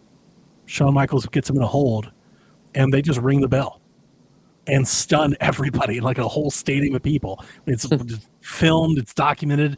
Everything is there for the whole world to see. Everybody's like, yeah, he did not tap out. But Vince came down, he's like, ring the damn bell. He lost. And then everybody kind of runs out. They all like get the shit and they get the hell out of town. And they screwed him over, like on live television. It's like big reality TV moment, like before reality TV was a big deal. This would have destroyed social media if it was alive at the time. The craziest thing about this entire experience is that at the time that this happened, Bret Hart was filming a documentary. He had videographers backstage, behind the scenes, in the locker room, in the dressing room, talking to him about his training and his health at his home and his wife. And you have this whole story, and then they just get this shit on film. They get this on film of everybody like running, getting the hell out of Dodge, all this backstage stuff with Vince McMahon. There's been a lot of he said, she said stuff about the story, but according to Bret, he slugged Vince McMahon. He just fucking punched him in the locker room.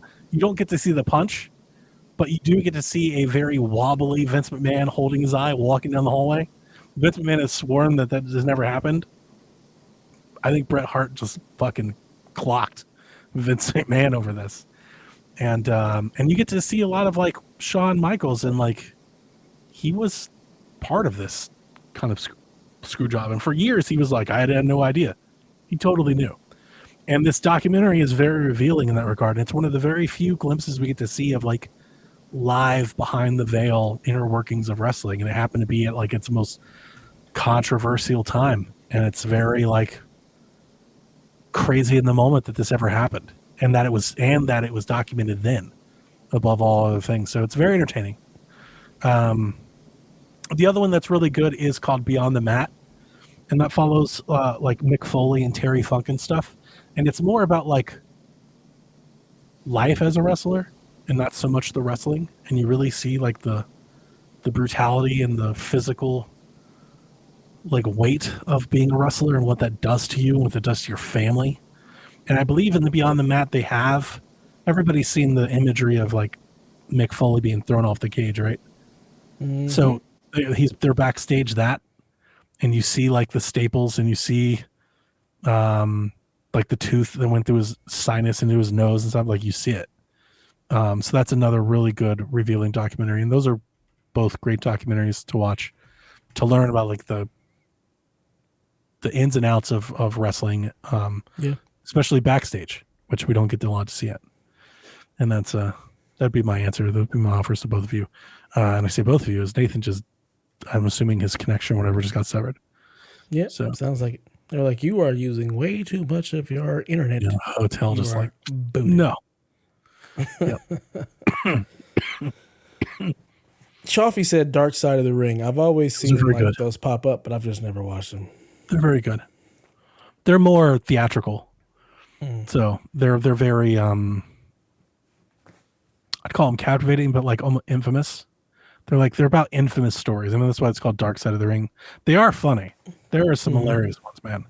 And they're like crazy ones. There's some that you're like, what the like there's this one of this wrestling promoter, I forget what it's called. It's like the USWA or some wrestling promoter in the 80s that tried to like take on Vince McMahon, but was like into like he also shot porn and was like doing coke and shit.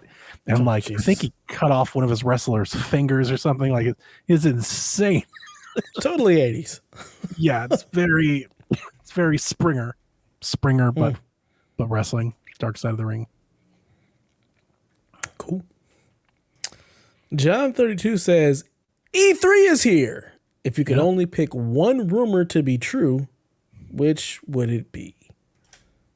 I don't even know what rumors are out there. I asked him, is there like a list of rumors to pick from, or do I just make one up? Because I don't be chasing rumors, so I got nothing. I mean, you've heard me talk about rumors, and you know things that have been like in one and out the other. I try not to. You know, like things that have been announced but not dated and stuff, right? It's Nathan. He's back. There we go. What? My phone died. Apologies. Oh, the phone died. Well, the question is, E3 is here. If you could pick one rumor to be true, what would it be? What are the rumors? Exactly my question. I'm like, I don't know what rumors there are, so I got the big rumors. The big Xbox rumor is that Doom will be announced. Oh. There's Doom. It's like medieval Doom. It's like Year Zero or something, I think it's called. That's the big rumor for Xbox. The big rumor from EA Land is that Dragon Age Dreadwolf will be announced. And it's coming this year, coming soon. Maybe not this year, maybe like January, February, but like coming soon. 2K has a big game to bring. I really want it to be Mafia, but they've got all kinds of shit in the works. It could be Civ, it could be Borderlands, it could be BioShock. They announced that they were working on BioShock years ago. So they're doing something, I think. But who knows what it's going to be. I really wish it was Mafia, but it doesn't sound like it's going to be.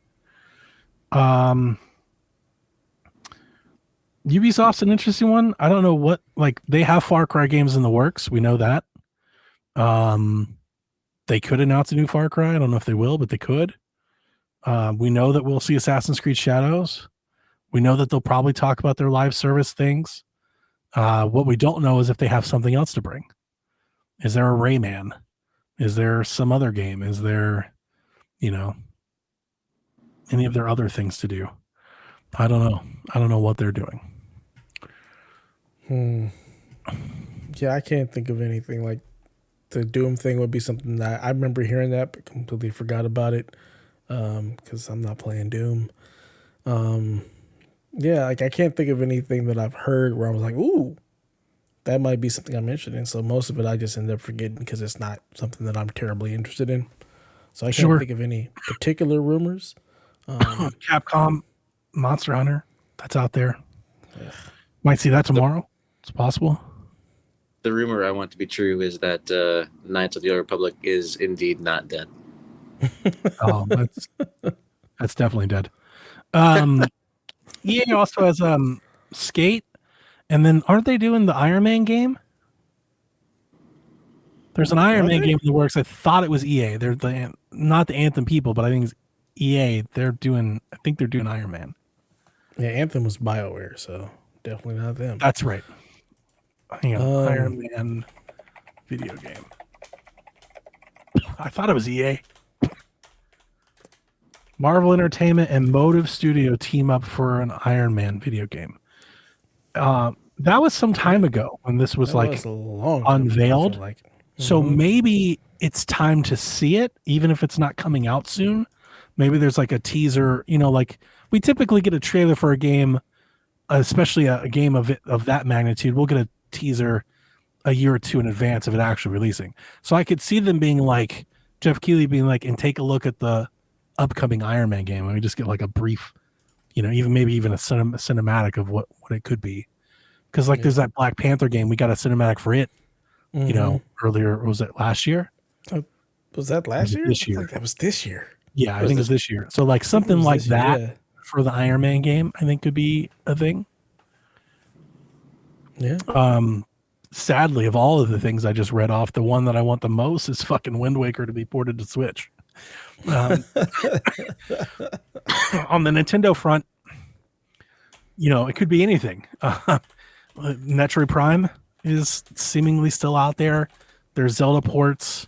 They've got a lot of IP that haven't been around for a while. Who knows? There's a Fire Emblem game that seemingly has been done for like a year. The question with Nintendo really is Switch 2. How much do they release ahead of new hardware? When do they talk about new hardware? That sort of thing. But there's a lot of rumors out there. Is that Blade game rumored to come to PlayStation? Because I'll take that. I'm sure it will. Just being on Xbox. I'm sure it will come. I mean, I think anything Bethesda's going to go multi-platform for sure. So I'm sure Blade will go multi-platform. The question is, do we see Blade? I don't think we see Blade this summer. I think Blade's a ways off. If I had to guess, I don't know. I mean, that'd be my guess. Yeah, I got nothing. I think they talked about that sooner than they wanted to. When did they announce that was a trailer? Was it one of their like direct kind of things? Yeah, I think so. Okay. Because they're doing it's the Dishonored people. It's Arcane Leon, right? Mm-hmm. Whatever happened to the other game that they announced last year with it was like Indiana? Down 2, and there was like this giant kind of guy and this lady in the swamp. Oh, I know you're talking about south of south of that's something. Compulsion's game. Yeah, they could talk about that. Sure. I have no idea. I don't know anything about Compulsion because while Xbox closes studios and funds new ones, apparently Compulsion could just sit there for like 7 or 8 years and not do shit. Nobody cares. I don't know. Was it like the Contrast game? No, they did We Happy Few. They did right? Contrast when the PlayStation 4 launched, and then they did We Happy Few before Xbox bought them. We Happy Few was not great. I think they may have bought them right before We Happy Few came out. And then they haven't done shit since We Happy Few. And as I look up the Blade game, again, it says game is exclusive to Xbox. Yeah, we'll see. I think it was a different time and a different place. Mm-hmm. So are there 2 Black Panther games? I feel like there's one by EA and then there's one by Skydance, right? Okay. There's multiple Black Panther games in development. Wolf Among Us is another one that's been floating around. Wolf Among Us 2. And it seems like it's time for that to emerge. I honestly wouldn't be surprised if that game was soon.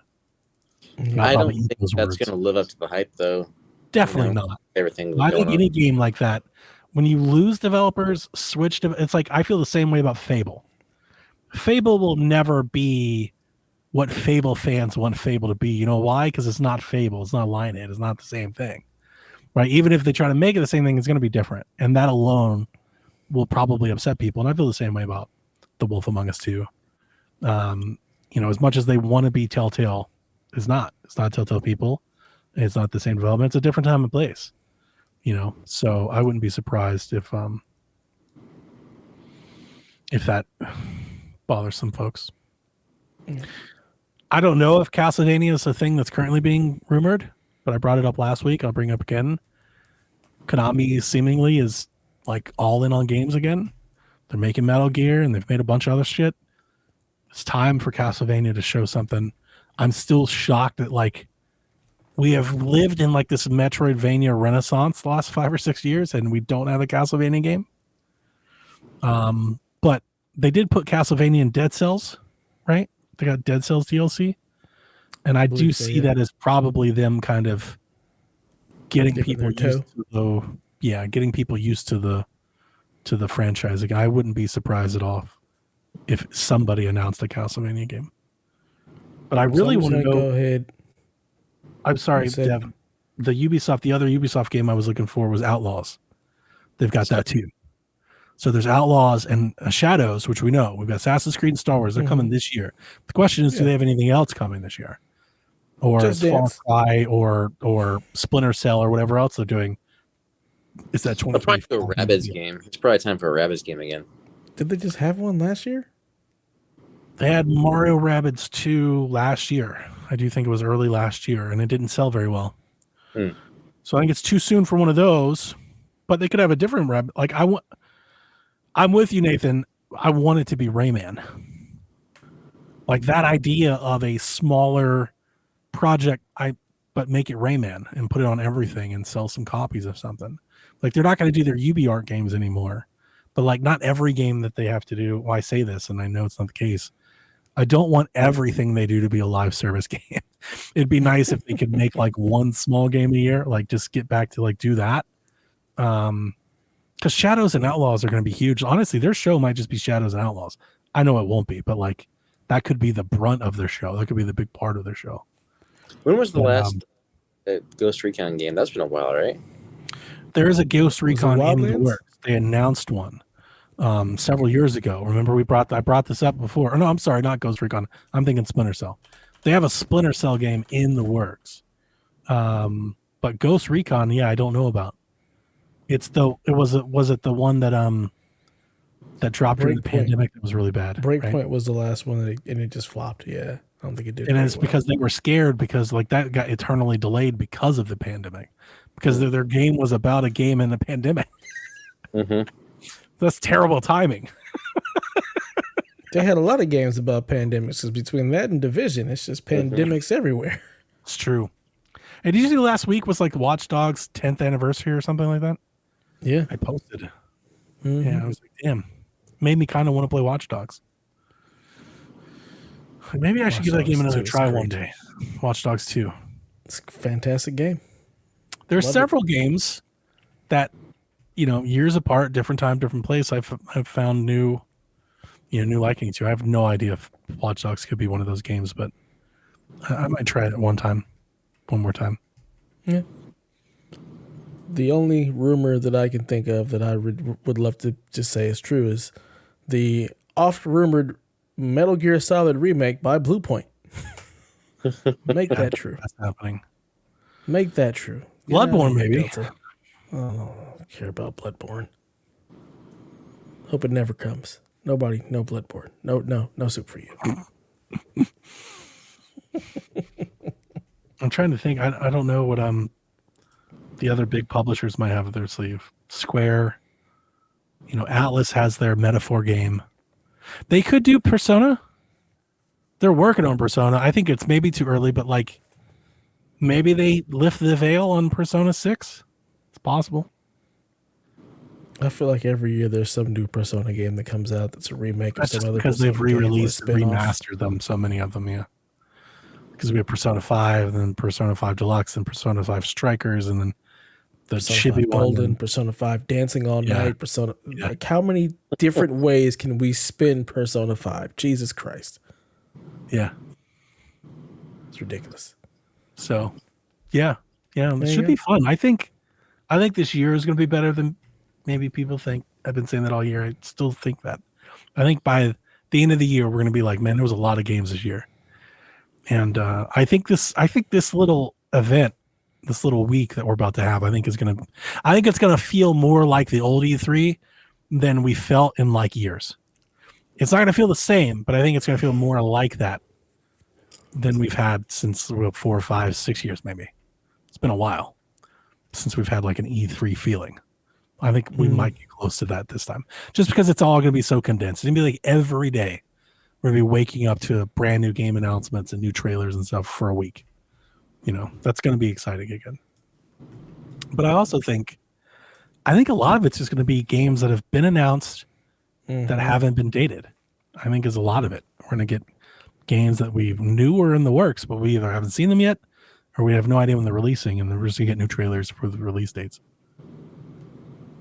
We shall see. Should be interesting next week. Should be fun. All right. We got 2 questions left. Yeah. That was 2 weeks away. It's 2 weeks? No, you're right. 4th? No, you're right. It's the 7th. It's next week. Yeah, it's next week. Jesus. Yeah. Wow, you're right. Say. Sneaks up on you. It does. Like, where did May go? It's already June. What happened? I'm not taking any days off. I'm not either. I'm taking June 4th off, but that's just for Destiny 2. Yes. I'm taking all those days off, but I will also be on vacation. There you go. Be like, I'm in the Bahamas and will not be looking at video games. I'm on vacation the week after that. I'll be in Cancun. We're going to do a podcast after the Xbox show. We will cover the other shows on PSVG that Wednesday. So we'll do Ubisoft and whatever else then. And then I don't expect Nintendo will do anything that week. But whenever Nintendo has their Direct, we'll do a show that day.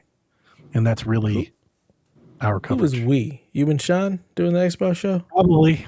Yeah, okay. Just me and Sean. Maybe Josh. Sweet Hangs. It's Xbox Empire Edition, yeah. Isn't that what it always is? Xbox Chat. It is awesome. Yeah. I like the Sweet Hangs. Sweet Hangs. All right, 2 questions left. Stingray X says, this is for you, Donnie. He says, welcome back to the ponies with your recent purchase. With Astro coming, is there any physical merch you plan on getting for it besides faceplates? I have no idea. Are they going to make anything? Who knows? If they make Astro faceplates, I'm definitely buying them. But when is the next big PlayStation anniversary? I don't know. So the 20th anniversary was during PS4, right? So I want to say, what was that, 2017? I don't know, Nathan. 2016, maybe?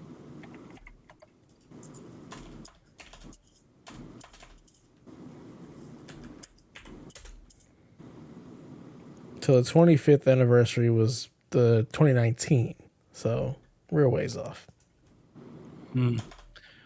I was hoping that I would love nothing more than to have some sort of like anniversary style plates. So wait, this would be the 30th anniversary then, right? Mm-hmm. Oh, you're right. Yeah. December 3rd? I think it says December 3rd is the 30th anniversary of PlayStation. So you might get anything? December 3rd, 1994, the PlayStation made its global debut. So that would be December 2024. 2024. Yeah. If they make anniversary plates, I want them. That's like one of the big regrets that I have is I never got that damn 25th anniversary of PlayStation 4. And I really wanted it. I just couldn't afford it at the time. And I would love to doll up my PlayStation 5 Slim in that same style. That'd be great. Physical merch, though, I don't expect they'll make anything for Astrobot, and I'm not planning on buying anything else unless there's something I'm not thinking about. Would you get a 30th anniversary controller if they release one? Yeah. I'll trade my controller in for that controller in a heartbeat. It'd be like a PS2 controller because the last one they did was like a PS1 controller, right? Yeah, I would imagine they would still keep with... It would all be themed after like the original PlayStation, I would imagine. True. That's what you're celebrating. Yep.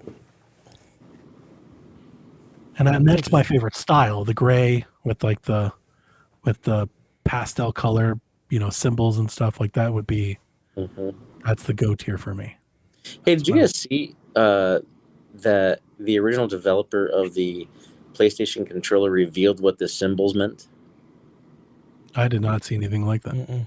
So the triangle was supposed to be like for your directional, like a map type function.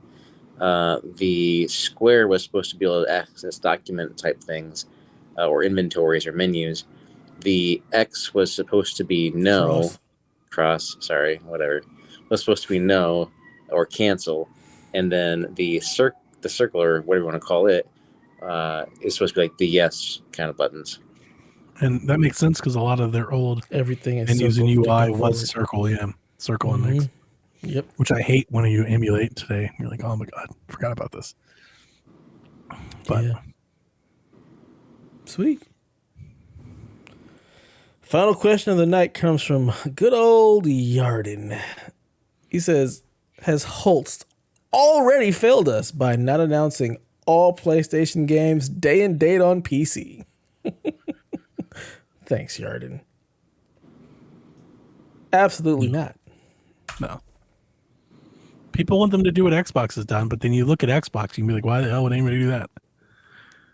Case in point, yeah, no, don't do that. I mean, Xbox do that. It's proof's in the pudding. You can't say anything different. It's hard to defend. Look at them. Yeah. Damn, a free fall. Like, why would you do that? If anything, you might think the more prudent thing is to do anything but that. Do the opposite of whatever they're doing. But just do what Nintendo's doing.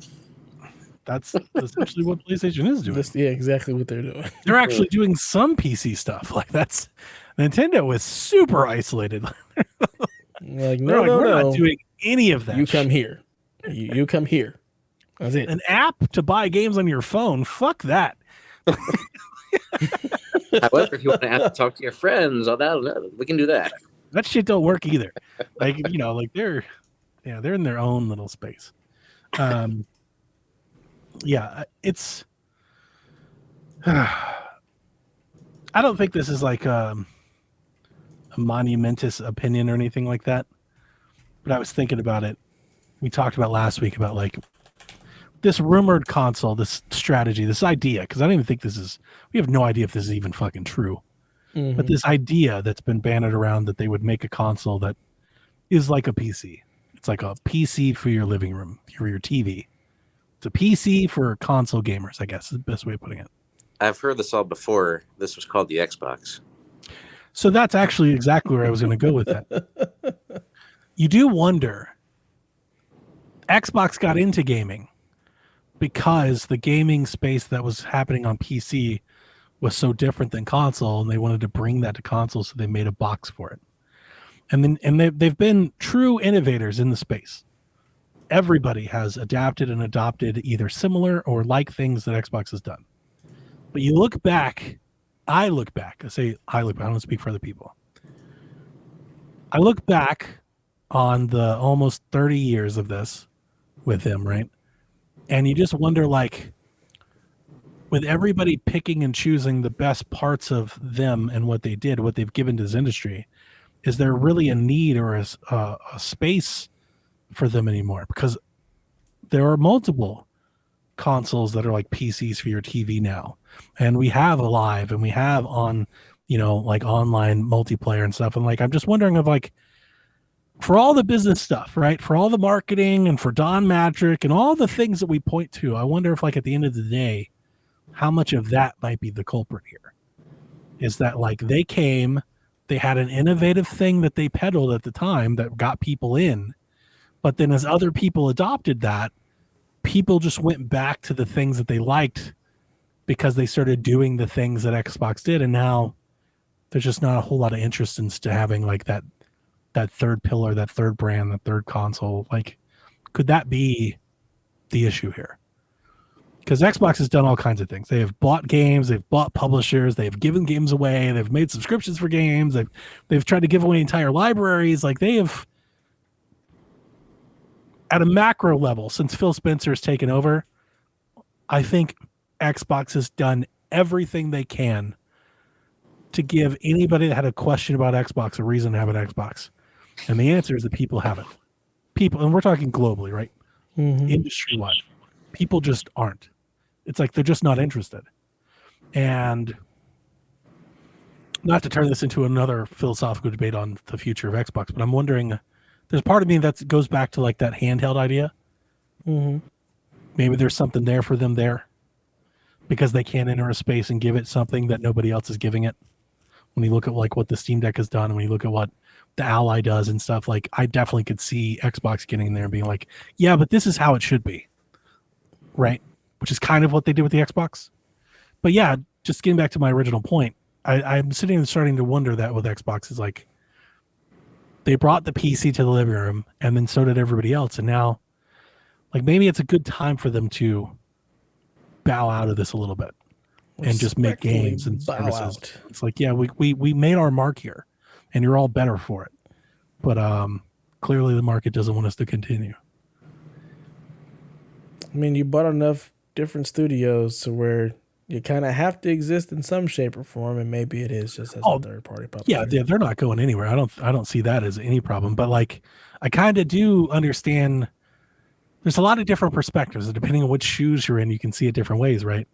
If I put myself in Sadia's shoes, I do wonder, like, you're like, why are we fighting these things over? Like, we make games and people love games, and we're going to put them on PC, we're going to put them on our console, we're going to put them on their consoles. Like, that's a very Windows, Microsoft way of looking at it. So it's hard to like fight that. And this, we've talked about this over and over. I'm not trying to regurgitate points, but like, we all realize that like, that makes sense for Microsoft, but that does come at the cost of Xbox. It's going to hurt Xbox to do that. But, you know, you can't serve both those masters at the same time, which is what PlayStation is attempting to thread. I think they're doing it a little bit more conservatively. But yeah, I definitely, I was thinking that the other day. I was like, that was their whole pitch, the direct Xbox. Like, that was the whole thing. We're going to bring this to the space, and they did. And now I just don't necessarily know how much there's a demand for that anymore from them. Yeah. It's the from them part that, like I said last week, like y'all, they stopped catering to the audience that was really about their brand and tried to do what PlayStation did. Like, you shouldn't have did that. Just stick with the stuff that put the butts in the seats for your console.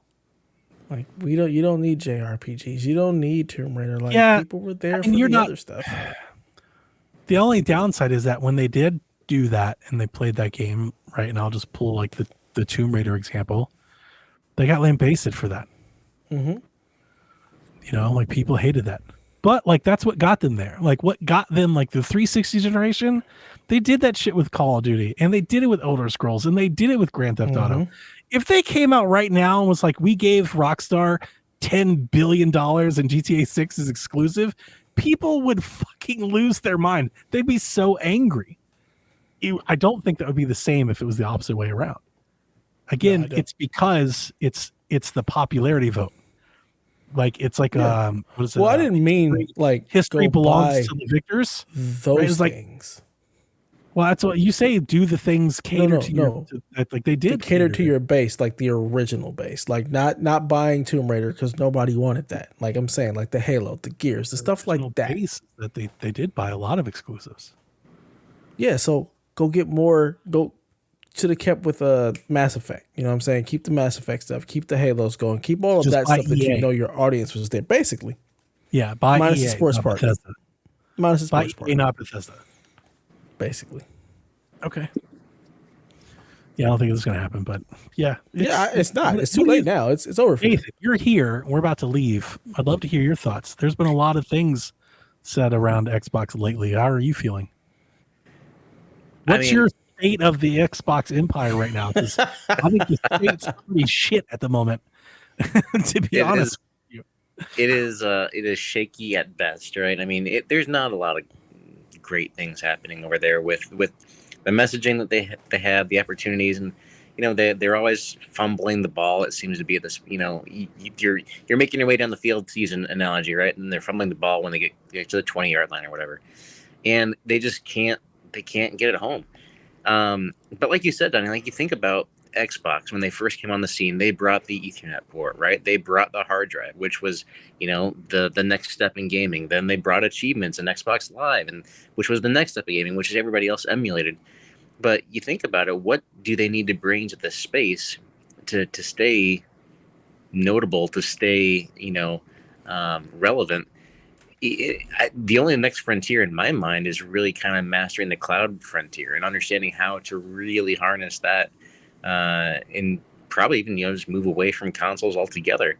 But they, like you said, they're investing in all of this IP and stuff, and maybe if they decide to make that real push into cloud gaming, then they have that full arsenal of catalog available. But the kind of the tea leaves that we're seeing right now is like they're getting a little scared.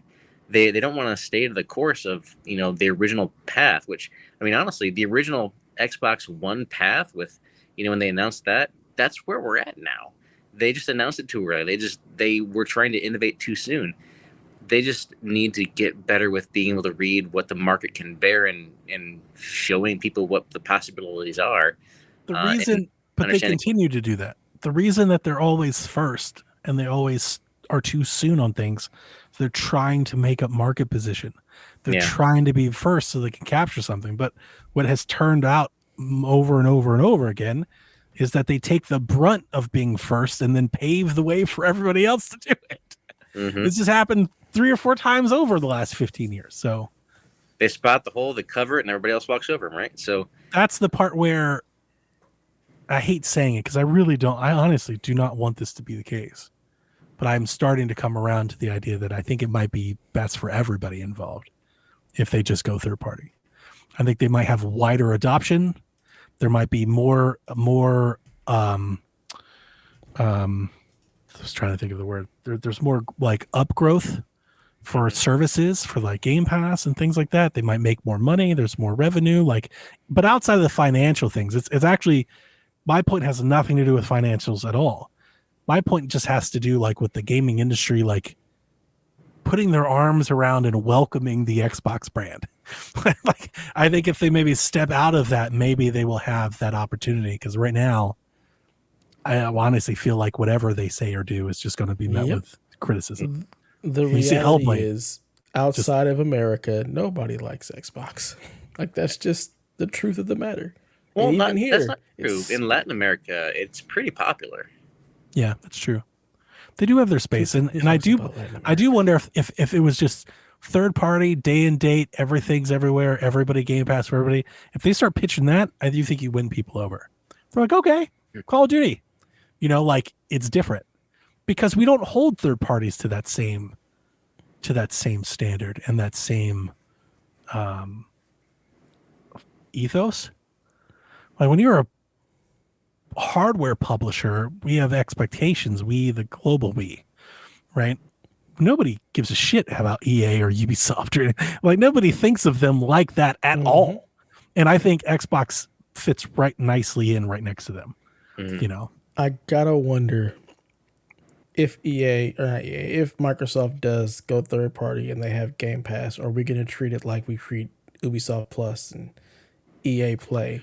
Are we just maybe kind of be like? But I don't think so because they have a lot more shit in it than Ubisoft does. They do. I've been trying to gauge a lot of my friends who are big on Call of Duty. Are you gonna subscribe to Game Pass for this?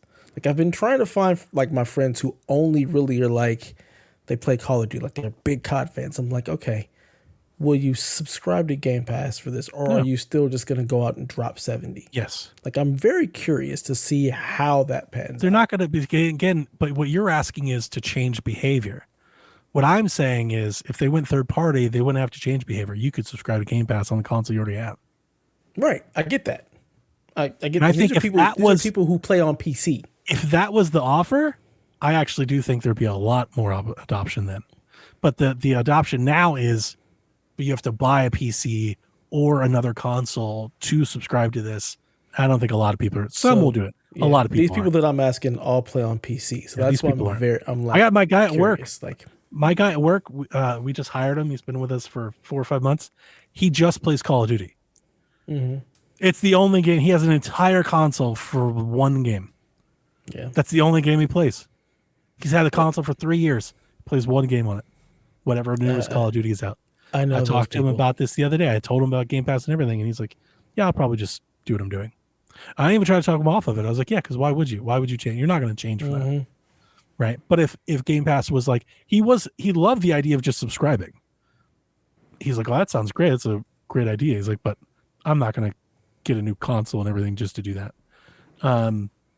But if the service was just there instead of buying the game, I wholeheartedly believe he would do that. He'd be like, show me how to set this up. to channel our brother, Delvin, I will say this. If like it. I don't want Microsoft to leave the console space, because I think that pushes innovation, that makes PlayStation better and makes Xbox better. I mean, having the competition is good, but I don't want to see it happen. But if it has to happen, I think that's probably the way things are heading, like you said. But as long as I can still use an Xbox controller and they keep making those controllers, that's what I want. I think that'll happen. And here's the thing. I think they're going to probably do both. Like, I still think they're going to have hardware, but I think it might be like more multiplayer. And that's where that third party, that's where the PC stuff comes in. Like, they could do hardware that's a console. It's a PC with a console-like front end on it, right? And you can buy it if you want it, but they're not trying to sell 100 million of them. And you can play Steam on it if you right. It's like they kind of get out of the console space while still offering some sort of hardware like that. But they're not trying to sell 50 million of them. They'll probably sell 10 million of them, be happy. And just make up the difference by putting their games and services everywhere. I think. Who knows? Maybe they fucking release a handheld and they're back. Maybe we're talking about the state of the Xbox Empire is fucking amazing next gen. They've got a console and a handheld, and it's incredible. Look, you give a handheld to Gen Z with the sub, then they're good to go, right? If you're releasing all of your games on all of the other platforms, then it doesn't matter. Yeah. So. But likewise, if you're releasing all your games on other platforms, like, you don't have to stop making hardware. You can make it. It doesn't matter. You can pick and choose whatever hardware you want. So, like, if you want a Surface box or a Windows box or an Xbox, whatever they call it, Xbox PC, whatever the hell they end up calling it, you can do that, right? And they could make them every year. They could keep updating them and not, like, you break away. It's not so much the leaving the console space as they're leaving, like, the traditional console practice. They wouldn't develop a console to sell for 7 years. They may be like, look, this is our PC this year, our Xbox TV PC, whatever they're going to call it. And they could upgrade that bitch every year, every other year. And we've revised it. It's got a new GPU, or let you do it. You can actually swap out your own CPU if you want. And here's how. They get back to kind of being more Microsoft, more PC friendly, like PCs are today. As long as it don't suck the RAM, right? But you think about, like, the Ally's about to release a revision. That thing just released last year, and here's comes another one. You could never do that in the PC space, right? That'd be so hard if you came out with, like, a PC space and you're like, we're doubling the RAM this year. That people would get mad. They feel left behind if they just bought one. You mean in the console space? I'm sorry. That's what I meant to say. What did I say? I was going to say, you said PC space. I'm like, I'm so sorry. Happens. Definitely no. That's what I'm saying. In the console space, you couldn't get away with that. You're lucky if you get away with that every 4 or 5 years, right? But you could, if they were like, look, this is our box and it's going to run as long as we can support it, and we're just going to have upgrades every so often. Every time AMD upgrades, here's a new one. Buy whichever one you want.